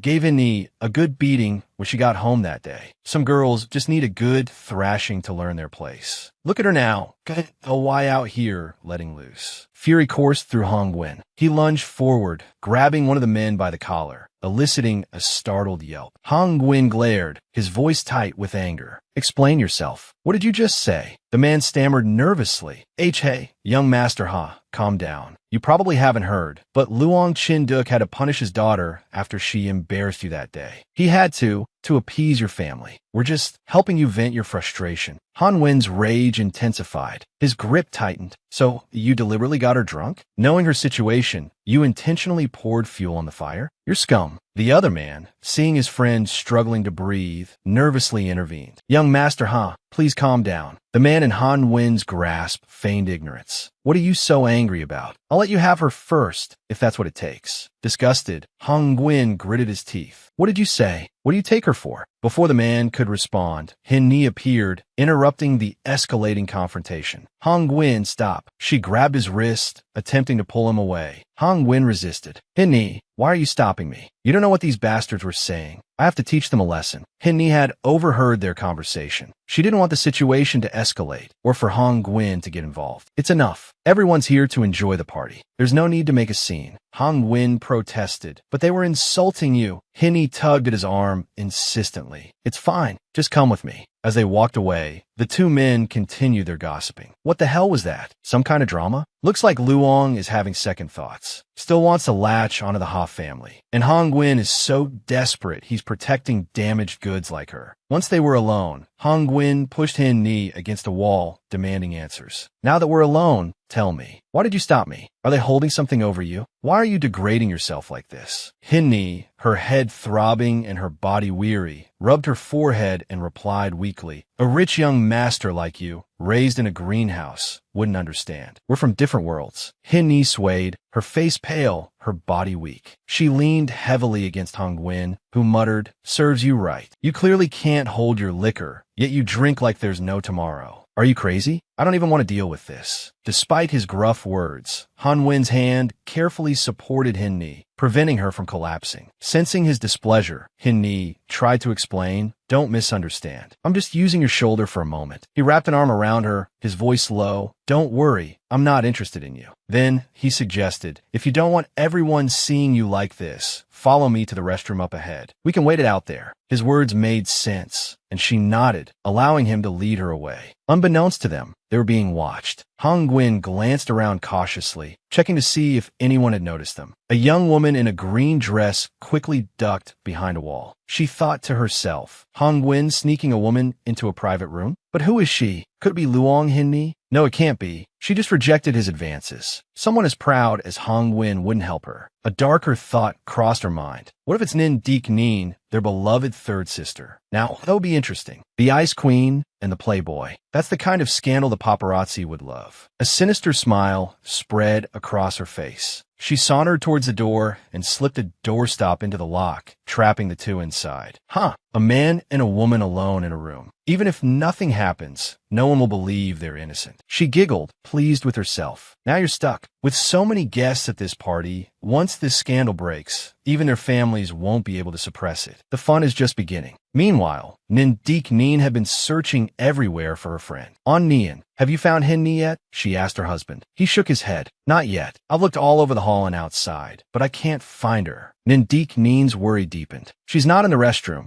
and she's not in the hall. Where could she be?" He gently placed his coat around her shoulders. "Don't worry. Security is tight here. Nothing bad will happen. Maybe she went to the garden for some fresh air." Deek considered this. "That's possible. Let's go look there." "Yes, but don't rush. It's late, and it's getting getting cold. Put on your coat first. His concern warmed her. He's so thoughtful. He extended his hand. There's one more important thing before we go out. Confused, she placed her hand in his. He clasped her hand tightly, his grip firm. His next words made her heart flutter. There are a lot of men here. I don't want my wife being ogled, he declared possessively. Whether it's your hand or your gaze, they belong to me alone.